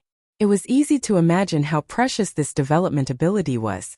Moreover, this was an ability that even the gods said had touched upon their domain. If one wasn't a fool, then they would generally choose this development ability. Noah also fell into deep thought. To be honest, Noah was also more inclined to choose mystery.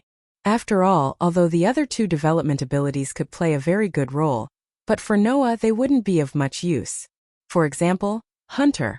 Although this ability could strengthen the user's ability to a certain extent when facing monsters that they had previously fought and won, causing many adventurers to be very inclined to choose this ability. But Noah wasn't a standard adventurer. He couldn't always go into dungeons and kill monsters. He couldn't even stay in this world forever. Moreover, although it was said that it could strengthen one's ability, there was no clear indicator of how much it could strengthen one's ability. Therefore, for Noah, this ability could be considered dispensable. Then there was the development ability of Magicite. This development ability was more suitable for Noah than Hunter. Since the magic ability could strengthen Noah's magic and magic, then this development ability that could strengthen various kinds of magic should also have an effect on Noah's magic and magic. However, Noah's real strength wasn't magic and magic, but authority and Gate of Babylon. If authority was compared to a peerless divine ability, then Gate of Babylon was Noah's divine weapon. Not only did he have a peerless divine ability, but he also had a divine weapon. In the end, where Noah was strong, it was clear at a glance. Therefore, if mystery didn't appear, then perhaps Noah would have chosen Magicite. Now the development ability of mystery was more attractive to Noah. It was really hard to say what the so-called miraculous ability was. Therefore, rather than choosing the development ability of magician, to strengthen his secondary magic and spells, Noah would rather choose the slightly more suspenseful mystery. Although a god slayer had a miraculous ability to activate God, he didn't know what it was. Noah looked at Hestia, who was patiently waiting for him to make a decision, and said, "Don't worry, I'm not going to do it. Then I'll choose mystery." Hearing Noah's choice, a smile blossomed on Hestia's cute little face. Seeing this, Noah couldn't help but mutter in his heart. Was Hestia also a god?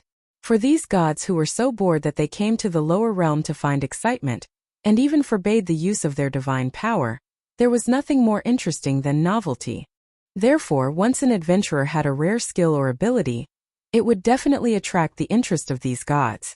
And it was possible to turn the world upside down. Hestia wasn't as bored as those gods, but in the end, she also came to the lower realm because the heavens were too boring. Seeing that Noah had an extremely rare ability to choose from, she hoped that Noah would choose it, right?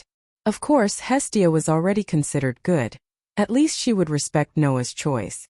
As for the other gods, they would not hesitate to extract the mystery ability the moment it appeared, and make decisions for the people of the spawn without permission.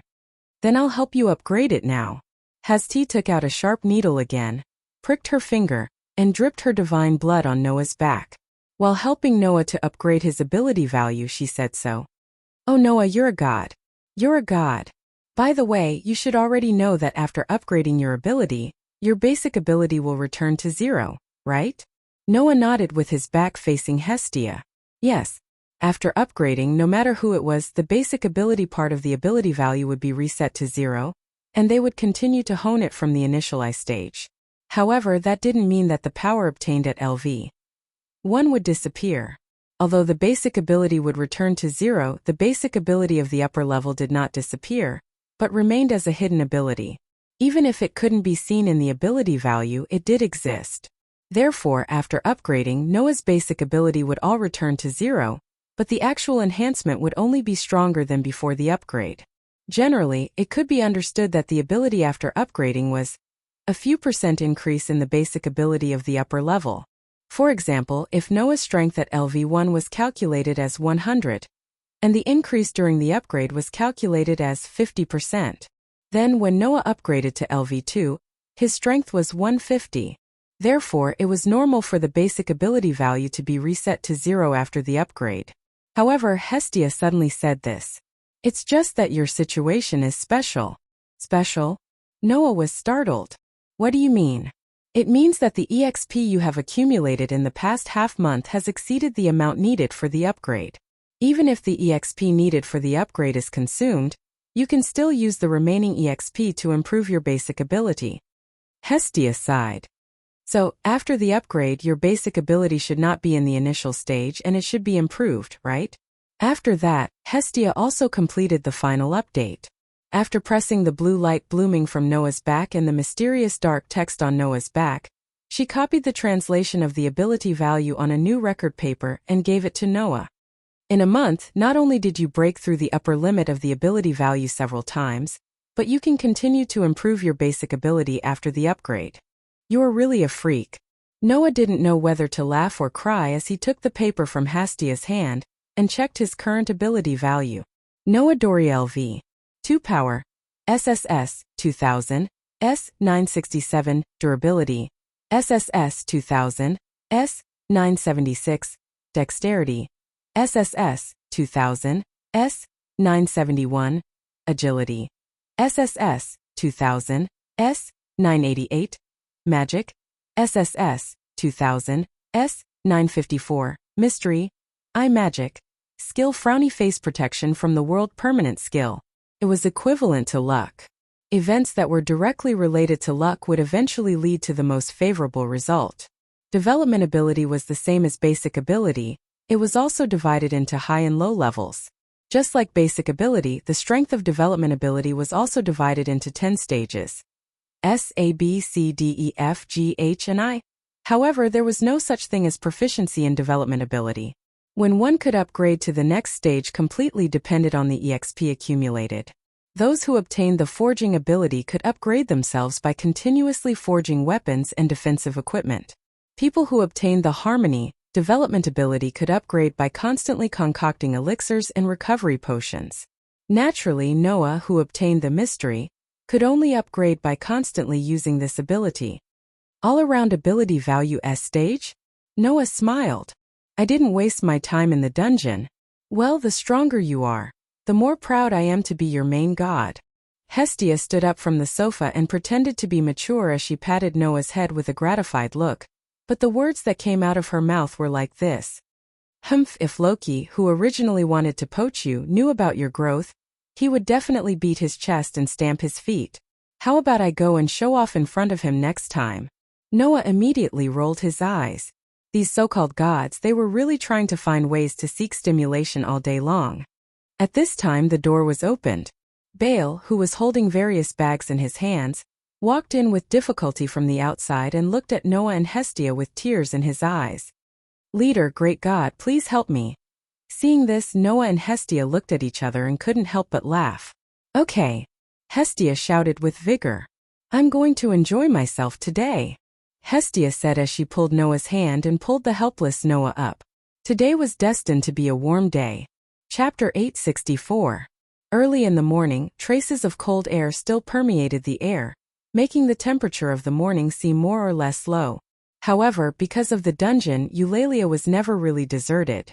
That was why this city was known as the busiest city in the world, and also the center of the world. Under such circumstances, many adventurers had woken up early and were fully armed. Some teamed up with each other while others carried huge backpacks. They started walking towards the Tower of Babel. Surprisingly, Noah was also among the crowd. Besides Noah, there was another person. That was Baal, who had just joined Hastia's clan and was considered Noah's junior. At this moment, Baal was walking a distance behind Noah, as though he wanted to show that his status was lower than Noah's. While following behind Noah, he was looking at the fully armored adventurers around him with a pair of red eyes with curiosity written all over his face. "Everyone, as expected, you all have good equipment." Noah heard a trace of envy in Baal's voice. However, there was no covetous desire. Baal had just become an adventurer. Although he had entered the dungeon, he was still wandering around the 1st to 4th levels. The 1st to 4th levels of the dungeon could be said to be the true beginner's area. The monsters that appeared were mainly the lowest type of goblins, and there were not many types. As the top few levels of the dungeon, the 1st to 4th levels were naturally easier for beginner adventurers to conquer. As long as one was not surrounded by multiple monsters, there was basically no possibility of losing one's life. It was generally believed that LV1 adventurers could conquer the 1st to 12th levels of the dungeon. Based on the strength and frequency of appearance of the monsters on each floor, if the basic ability was used as an evaluation, it could be roughly distinguished like this. Floors 1 to 4 were the floors where one's basic ability had reached stage I and stage H. The 5th to 7th levels were safe for those with stage G and stage F abilities. The 8th to 10th floors were safe for adventurers whose basic abilities had reached E, D, and C levels. On the other hand, the 11th to 12th floors were the floors that adventurers of the B, A, and S stages could attack. In other words, Baal, who was wandering around the 1st to 4th levels, was at stage I to stage H. He was a complete beginner. Therefore, Baal's weapons and armor were the most basic items bought from the guild. They were the ones with the lowest damage and defense. As a 14-year-old boy, he was naturally envious of the good equipment of others. However, Baal was able to handle this envy well. Before long, Baal had retracted his gaze from the surrounding pedestrians and looked at Noah. Leader, how deep into the dungeon are we going today?" Baal said that he had not learned any combat skills and was just an ordinary village boy. As the leader, Noah had to teach him the most basic combat skills. Therefore today, Noah was mainly here to bring Baal along. "Today's plan is to teach you the most basic combat skills," Noah replied without turning his head. "Therefore, we don't have to go very deep. Just stay on the 1st to 4th levels." "What?" Baal was surprised. "But the great god said that you're a LV2 advanced adventurer. Even if you bring me to the lower levels, I'll be fine." "That's true, but if you just want to learn how to fight, there's no need to specifically pick the stronger monsters on the lower floors, right?" Noah glanced at Baal and asked curiously, "What's wrong? Do you want to go to the lower levels?" "That?" Baal scratched his head shyly. "Yes, a little." "Oh?" Noah was even more curious. "Why do you want to go to the lower levels?" When Noah uttered these words, Baal straightened his back at once as his eyes sparkled and he uttered, "That's right, that's right, that's right, that's right. I want to find a chance encounter in the dungeon." "What?" Noah almost couldn't believe his ears. "What did you say?" He, Baal said shyly. "Because I've been looking forward to the fateful encounter between the protagonist and the heroine in the story. Therefore, I want to do it once."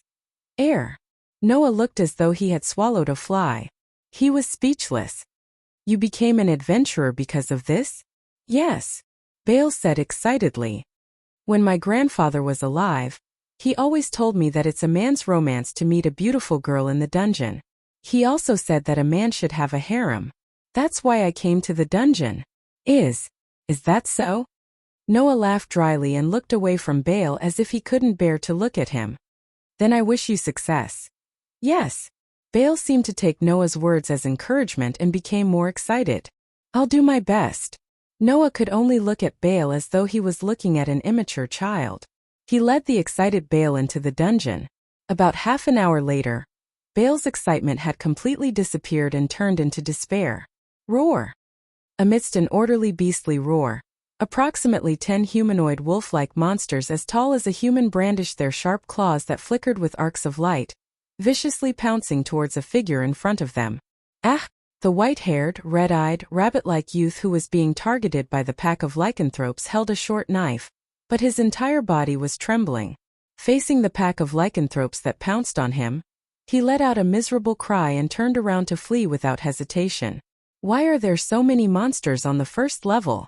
At the beginning, all adventurers had to pass through this level. The monsters on the first level rarely gathered in groups. At most there would be 4 or 5 of them. But now Bale was facing a group of monsters. He was being chased by more than 10 wolf-like monsters.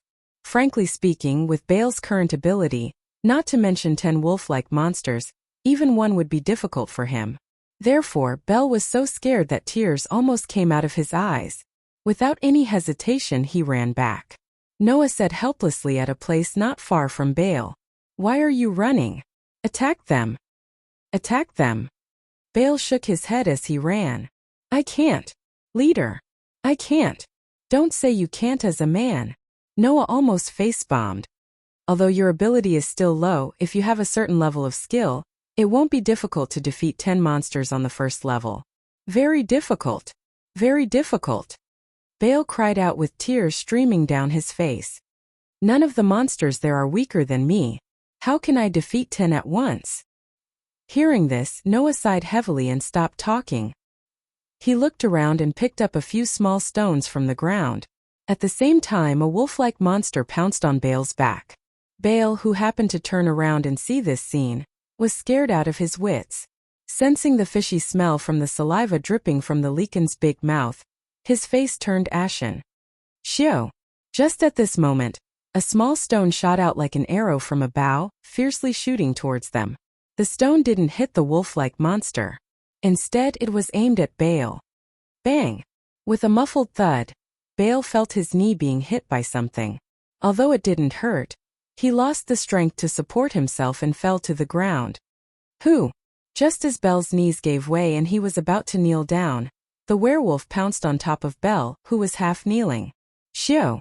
Immediately, the second stone shot out and landed on the joint of Bale's hand that was holding the dagger. Bang! There was another muffled sound. Bale, who was hit by the pebble on his arm, did not even have time to react. His hand involuntarily swung out. Poochie! In the next second, the dagger in Bale's hand flashed across the wolf-like monster's neck and cut open its windpipe. The wolf-like monster's roar stopped abruptly. Blood dripped down onto Bale's lifeless face. Chapter 865. Pung! With a muffled sound, the lycan whose throat was slit by Bale's dagger directly fell to the ground. Its body exploded and turned into ashes, leaving behind a very small magic stone, only the size of a fingernail, that fell to the ground. Bale, whose face was still dripping with lycan blood, seemed to be completely unable to believe everything in front of his eyes. He stood there in a daze, not even moving an inch.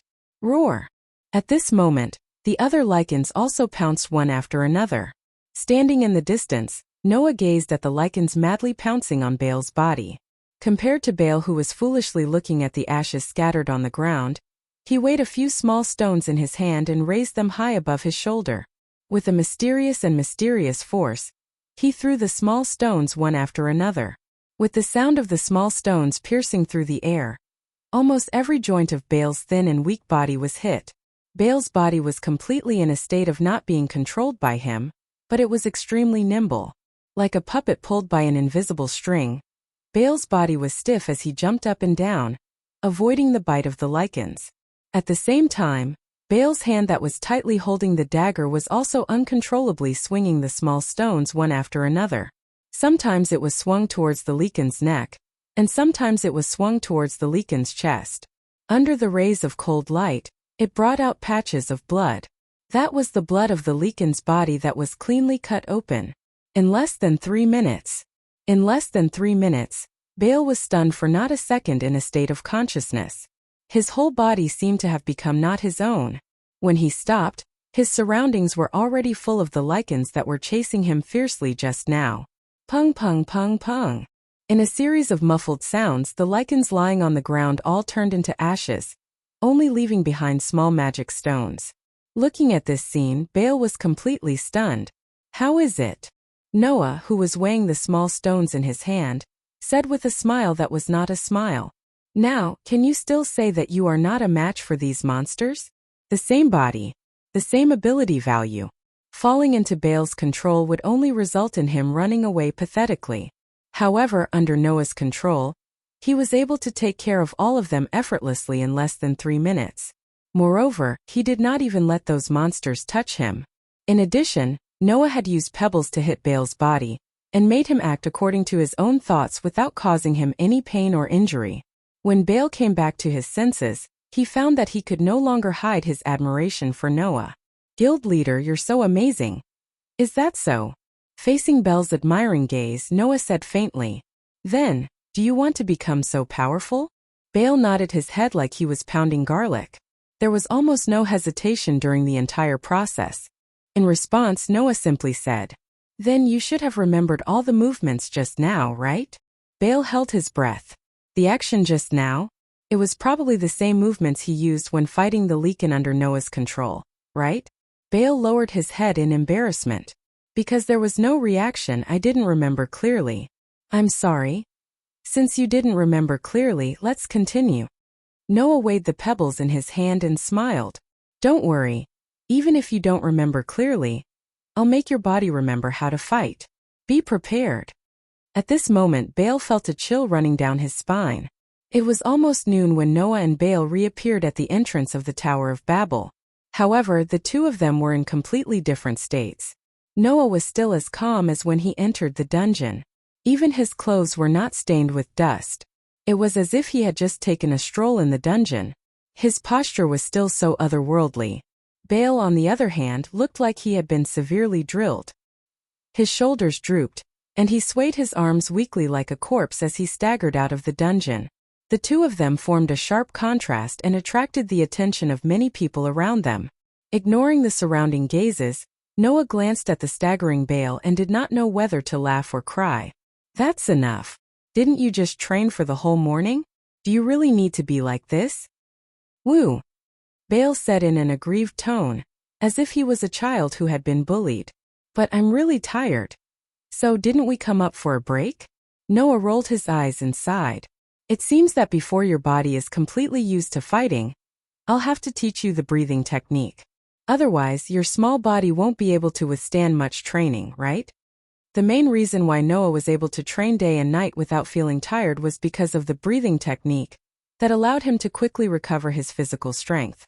Otherwise, even Noah wouldn't have been able to let his body withstand that level of continuous tempering. It could be said that Noah's breathing technique played a great role in training. Breathing technique? Bale raised his head with difficulty and looked at Noah strangely and tiredly. Well, what's breathing technique? Well, you'll know soon enough. Noah waved his hand. Now let's go to the top of the Tower of Babel. The top of the Tower of Babel. Bale raised his head subconsciously and looked at the ceiling of the hall on the first floor of the Tower of Babel. He asked suspiciously, why do we have to go to the top of the Tower of Babel? Don't you know? Noah shrugged. Although the Tower of Babel is mainly used as a cover for the dungeon, the upper floors of this building, which belongs to the guild, have other uses. Other uses? Bale blinked his eyes. As you can see, the first floor of the Tower of Babel is a place where adventurers who intend to enter the dungeon have to enter. The second floor is a public facility of the guild. There is a shower room, which provides various services for adventurers. The third floor is a money exchange center. If you find it troublesome to exchange money at the guild headquarters, you can also exchange magic stones and dropped items for money on the third floor. But there are many people, so you have to queue up. Noah raised a finger and pointed upwards. The fourth floor of the Tower of Babel and above is used as a storefront for the commercial clan members to sell weapons, armor, elixirs, and props. Bale, even if you're new here, you should have heard of the clan members of Hephaestus, right? The fourth floor to the eighth floor of the Tower of Babel are the shops of the clan members of Hephaestus. All of them? Bale was stunned. As for the area above the storefront floor, It is a place provided by the guild for the main gods of the spawns, who are second to none in Eulalia, to live. Noah lifted his head and looked at the ceiling as though he could see the main gods through the ceiling. He sneered. You have to be careful. Even if there is no reason, they may target you. Baal's expression suddenly became confused. Well, just take it seriously. Noah withdrew his gaze and spread out his hands. Anyway, let's go upstairs. But aren't the shops of the clan members of Hephaestus? Baal shrunk his head. Why are we going there? Isn't that obvious? Noah smiled indifferently. Of course, we're going to get you a set of decent equipment. Baal was stunned and immediately screamed. With this shout, the surrounding adventurers all cast strange and ferocious gazes at them. Noah slapped Baal's head. What the hell are you screaming for? But leader. I heard that the equipment of the clan members of Hephaestus is unimaginably expensive. Baal panicked. Are we really going there to buy equipment? Since I said so, I won't joke with you. Noah rolled his eyes. Anyway, you have to get a set of decent equipment.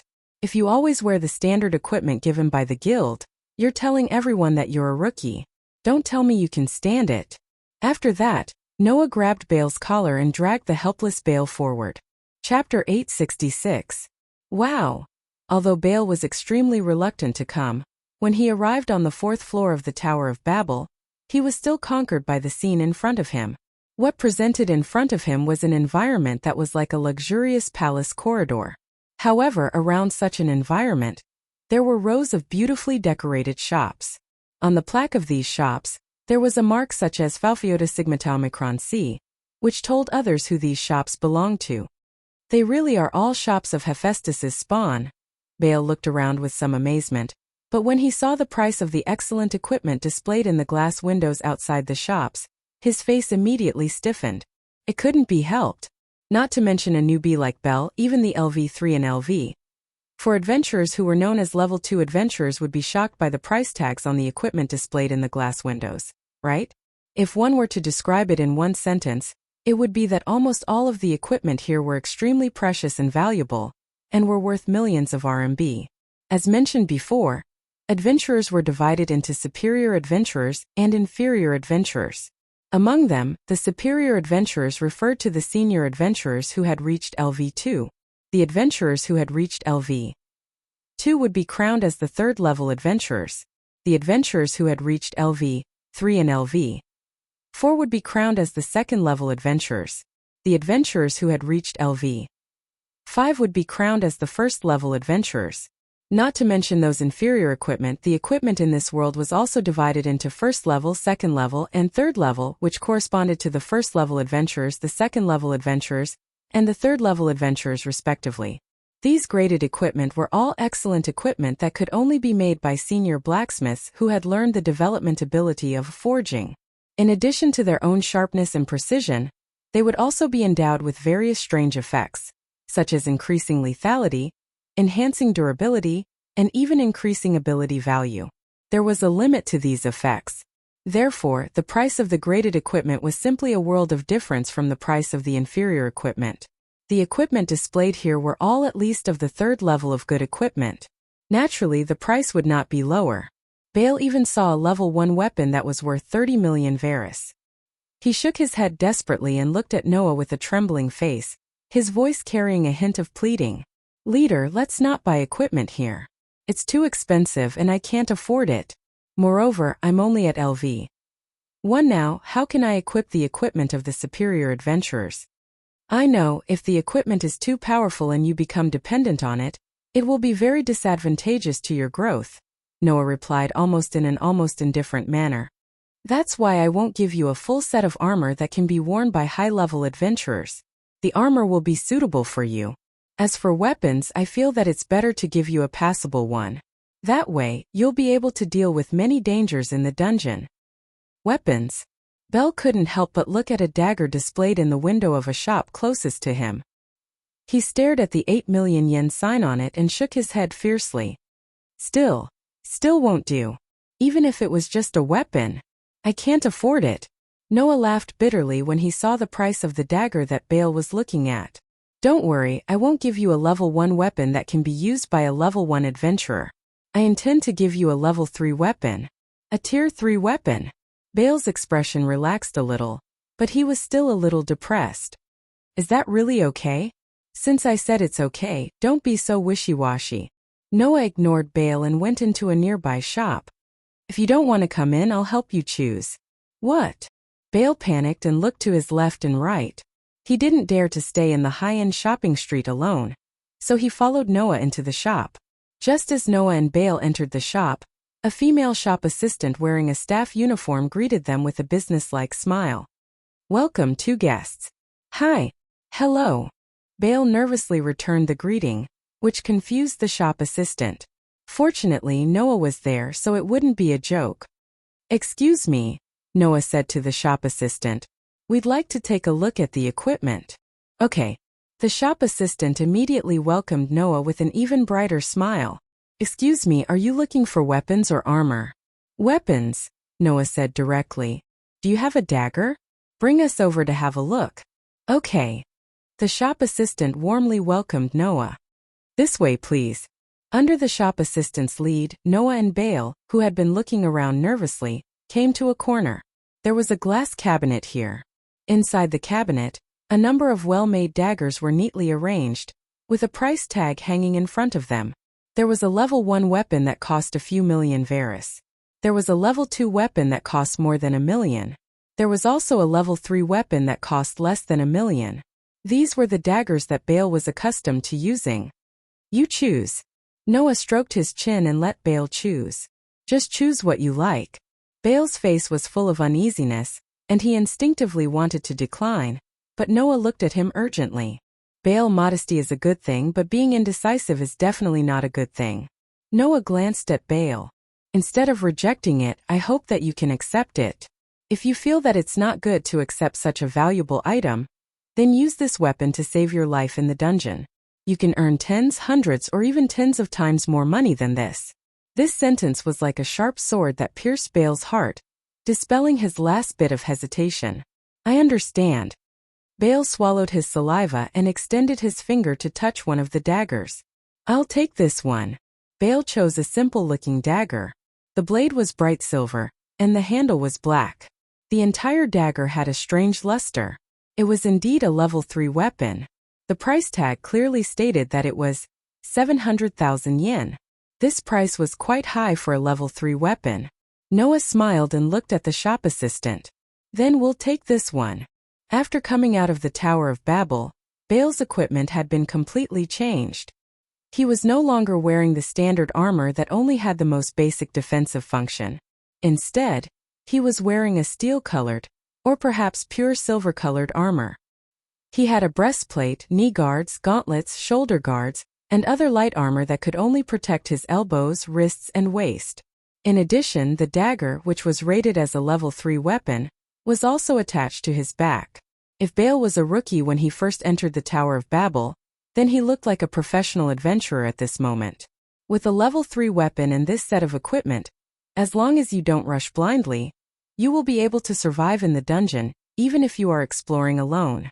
Noah scratched his cheek as he advised Linley. Don't rush blindly. Even if you want to meet a girl, you have to think about whether you can survive. Yes, Bale felt a sense of responsibility due to his expensive equipment. He finally stopped fooling around in the dungeon and showed a serious expression for the first time. I'll work hard. This sentence was exactly the same as what Bale had said in the morning when he came over with Noah. However, this time, Bale's words were rather forceful, causing the corners of Noah's lips to curl up slowly. Well, it's almost time to rest. Noah looked at the sky. Let's continue into the dungeon. Yes, Bale answered firmly. However, the next moment, a delicate and tender voice stopped Noah and Bale, who were about to move to the entrance of the dungeon.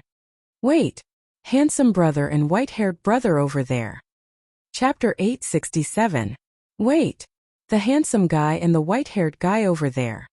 Noah and Bale, who were about to go to the dungeon, stopped when they heard the voice. There was no other reason. Although they did not know whether the handsome guy referred to Noah, the white-haired guy must be Bale. After all, Bale's hair color was very rare here. At least, in this world, Noah had only seen Bale's hair color.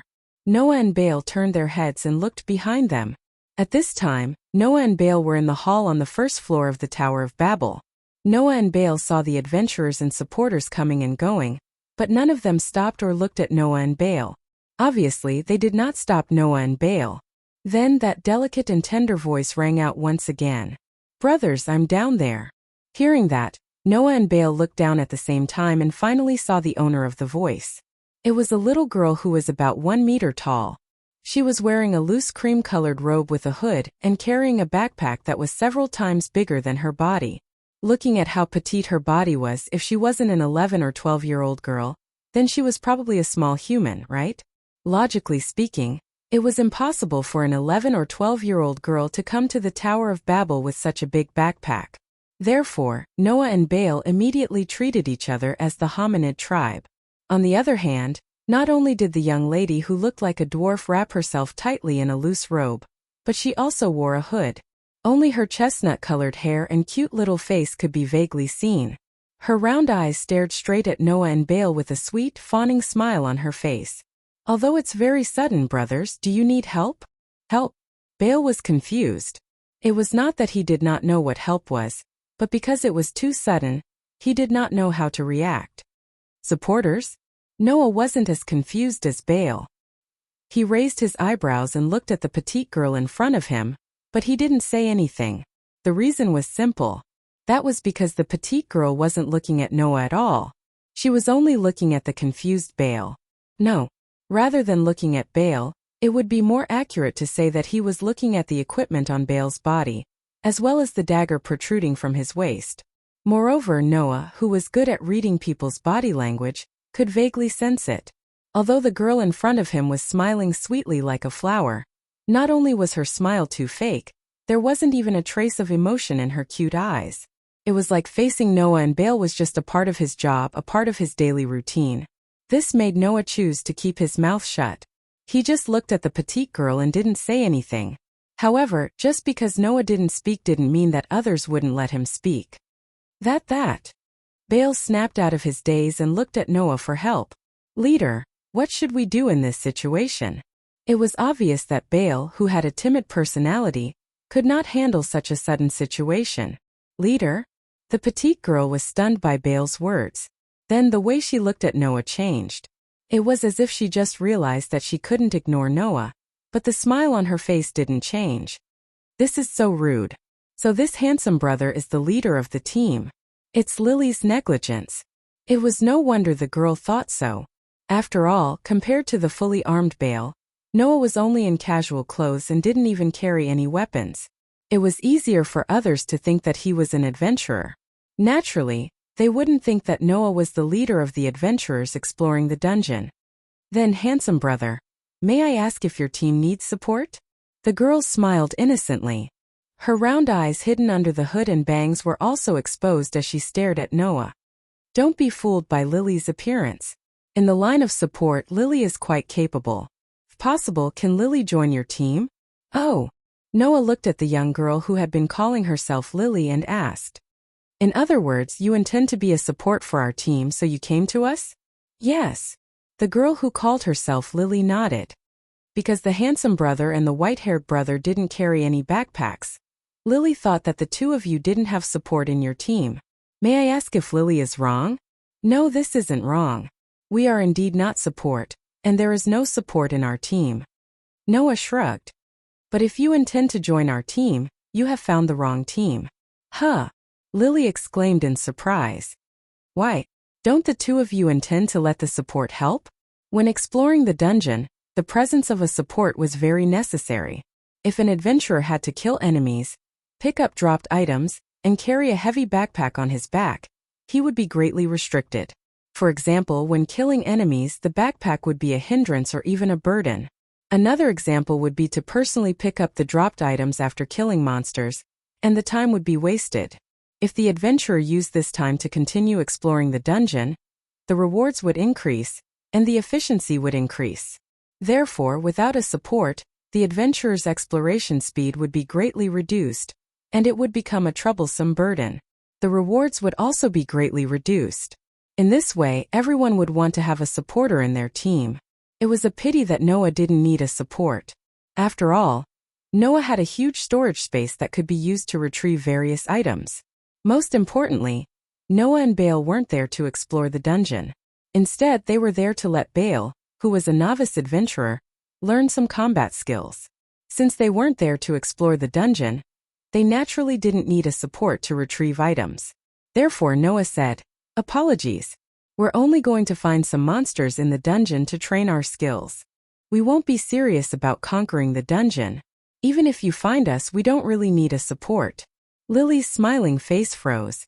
Needless to say, Lily must not have thought that Noah and Baal's purpose was actually this.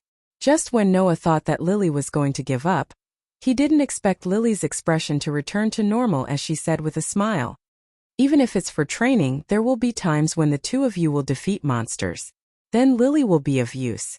So please let Lily join your team." After saying that, Lily looked at Noah expectantly. She looked like she really wanted to join Noah and Baal's team.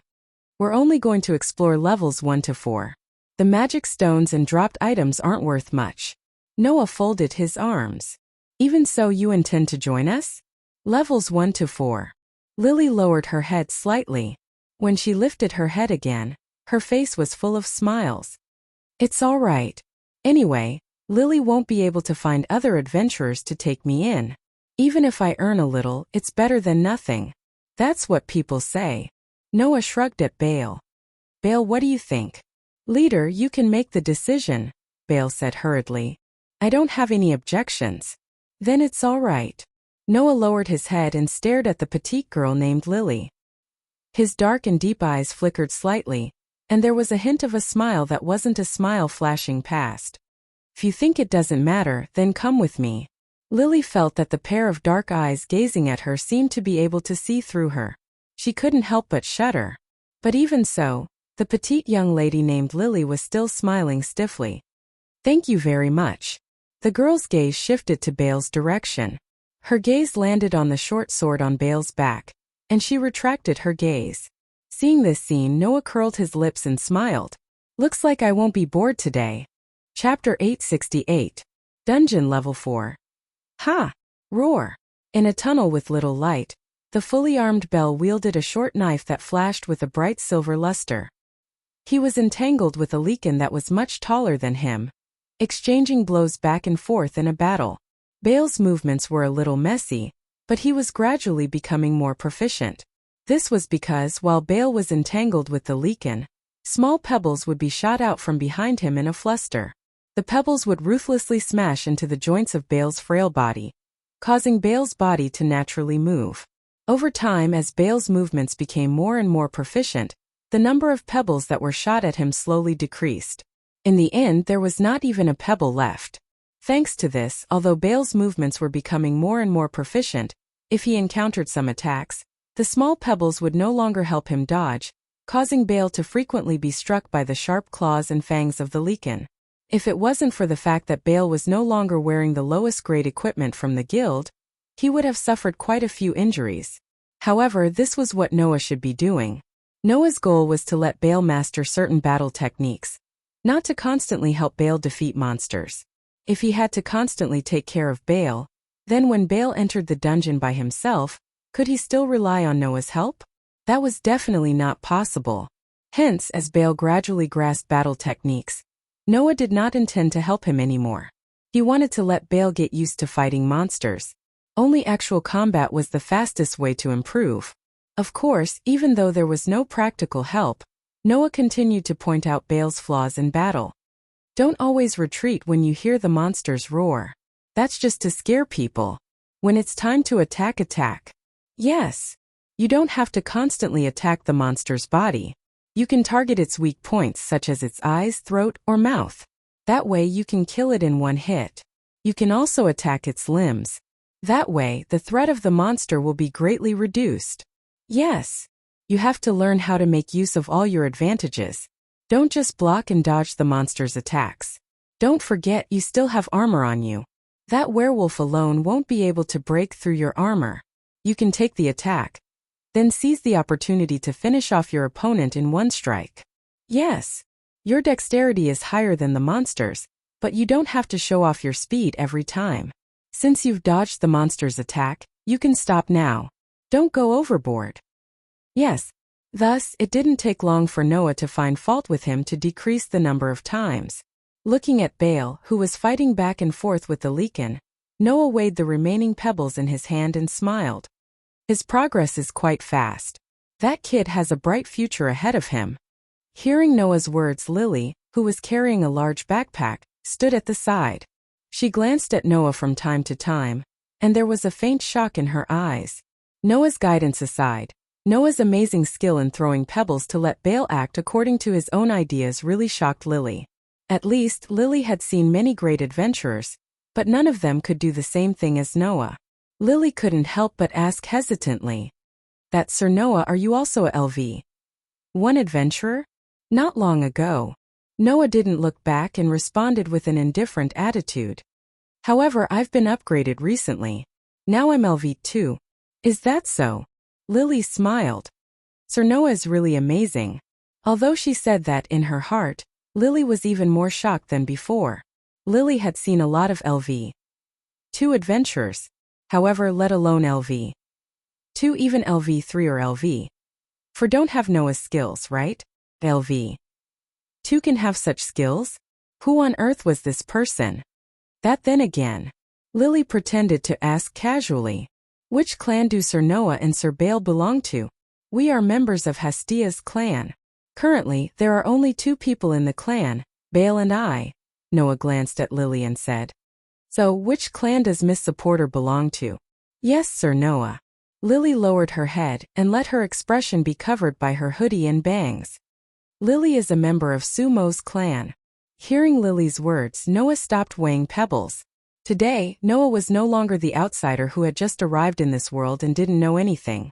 Although Noah, who knew the importance of information, went into the underground city every day, he still collected all kinds of information in disguise. And the mainstream of this world was the various family clans established by the gods. Of course, the information collected by Noah was generally the most about each clan. Among them, Noah had more or less grasped some information about the Sumo's clan. This Sumo's clan was a typical exploration-type clan. Almost every member of it was an adventurer who often mingled in the underground city. However, this clan tribe was also handling some commercial activities. Noah heard that the people of this clan would take out some wine to sell in the market from time to time. Although there were not many varieties in circulation in the market, it was said that the taste was impeccable and was one of the most sought-after goods in Eulalia. As for the scale of Sumo's clan, it could almost be said to be extremely outstanding in Eulalia, and its strength was the backbone of the backbone. There were no particularly outstanding strong people, not even a level 1 adventurer, but the number of members of Sumo's clan could almost be regarded as the largest in all of Eulalia. However, the main god of this clan, that is, the god named Suemo, was a little strange. It was said that Suemo had never attended any occasion so far, and even did not communicate with other gods at all. He was very reclusive. Noah still remembered that when he asked Hestia about Suemo, there was a moment when Hestia could not think of the name Suemo. It was conceivable how faint Sumo's presence was. "Since you have a clan, why do you want to team up with us who are different from you?" Noah turned his head and looked directly at Lily. "Compared to us who are likely to have conflicts because of different clans, you can team up with your companions in the clan. Right? What are you talking about?" Lily said with a smile. Lily is a professional supporter. Even the people in the same clan tribe don't think highly of Lily. Even if Lily desperately begs them, they won't let Lily join. Otherwise, Lily wouldn't have teamed up with other clan tribe members. Professional support. Noah seemed to understand what Lily meant. Although the support was a non-combatant, there were differences. Some support was a rookie adventurer in the clan. In order to support the superior adventurers of the same clan, they would be responsible for acting as support. It could be said that they played the role of learning how their seniors fought. There were also some supporters who were hired by the team to support them. This kind of support was often no longer an adventurer for various reasons. They were looked down upon by those adventurers and were ruthlessly treated. Lily should be the latter, right? In order to be able to eat, Lily can only join the team of other clan. Lily said this with a fake smile. Lord Noah, don't look down on Lily. Lily is already very grateful. Hearing this, Noah kept looking at Lily and did not look away. Lord Noah. Lily's pretty face was slightly red. Lily will be very embarrassed if you keep looking at me like this. Noah did not speak but still looked at Lily. After a while, he looked away and narrowed his eyes slightly.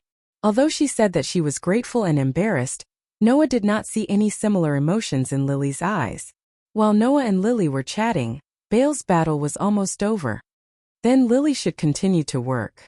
Lily seemed to change the topic. Lily will go first. After that, Lily walked in the direction of Bale. Looking at the petite girl carrying a huge backpack, Noah sighed. Another person with a story? Chapter 869. The sky gradually darkened.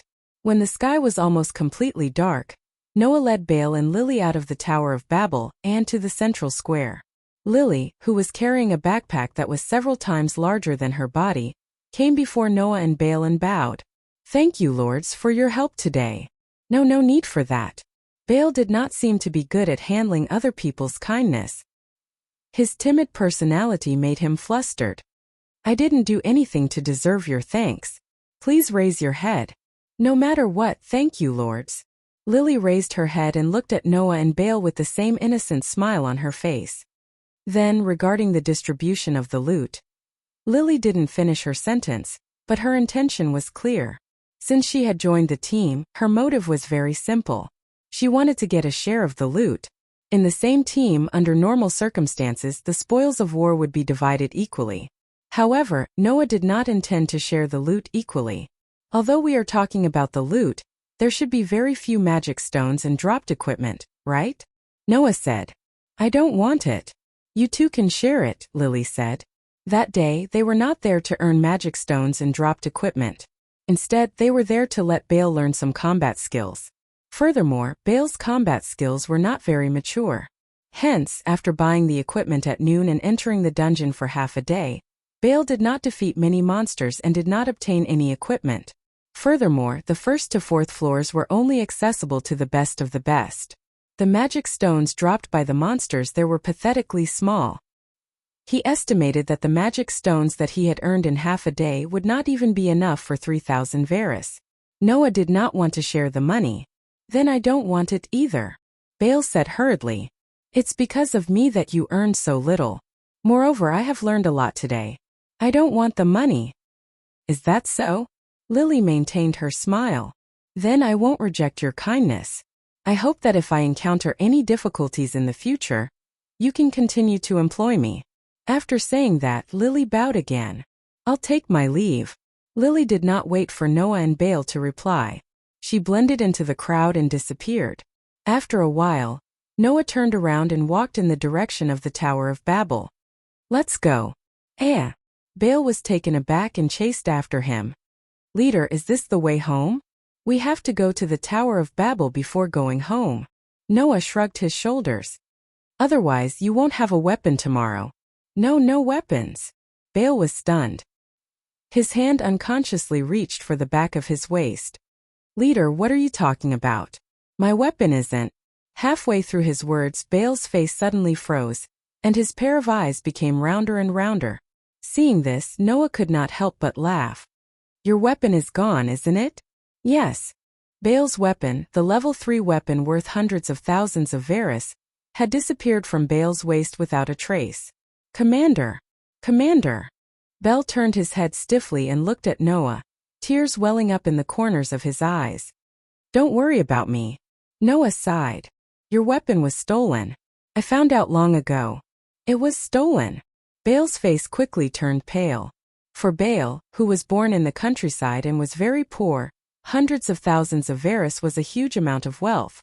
In less than half a day, Bale had lost such a huge amount of wealth. It was easy to imagine how he felt. However, Noah also said that he had found out that Bale's weapon was stolen long ago. Or rather, Lily joined Noah's team because she wanted to steal Bale's weapon? That's right. The one who stole Bale's weapon was Lily. When Lily had been secretly glancing at the weapon on Bale's back, Noah had more or less noticed Lily's purpose. After all, it was a weapon worth hundreds of thousands of Varus, and it was a product of Hephaestus's spawn. As long as it was a product of Hephaestus's spawn, as long as it was of a certain grade, it would be allowed to use the Hephaestus brand. On the scabbard of Baal's weapon, there was a symbol representing the brand of Hephaestus's spawn. Seeing that symbol, anyone would know that the weapon in the scabbard was a product of Hephaestus's spawn, and it was worth hundreds of thousands of Varus. It was natural that someone would have bad intentions. At first, Noah thought that if Lily really did make a move on Baal's weapon, then it would not be too late to deal with her. But later Noah changed his mind. If that money can let her live a better life and turn over a new leaf, then it's worth it. Noah looked at the pale Baal and smiled bitterly. Don't think too much. If I really want to make money, I only need to stay in the dungeon for a day, and I can earn several times more than that. Do you understand? Yes. Baal hung his head dejectedly. In this way, Noah and Baal spent another half an hour in the shop of Hephaestus's spawn, and bought a second level 3 weapon. Then they left the Tower of Babel. The moment they left the Tower of Babel, Noah felt a burning gaze on his back from the direction of the Tower of Babel. In response, Noah just narrowed his eyes and left without looking back. On the top floor of the Tower of Babel, Freya, who was holding a glass of red wine, looked down with a seductive smile on her face. I didn't expect that child to have such a beautiful companion with such a beautiful soul. I wonder which spawn he belongs to? Freya suddenly pursed her lips as if she could not hold back her laughter. Forget it. Although that child is also very beautiful compared to him, he is still too small. Comparisons were odious. Comparisons were odious.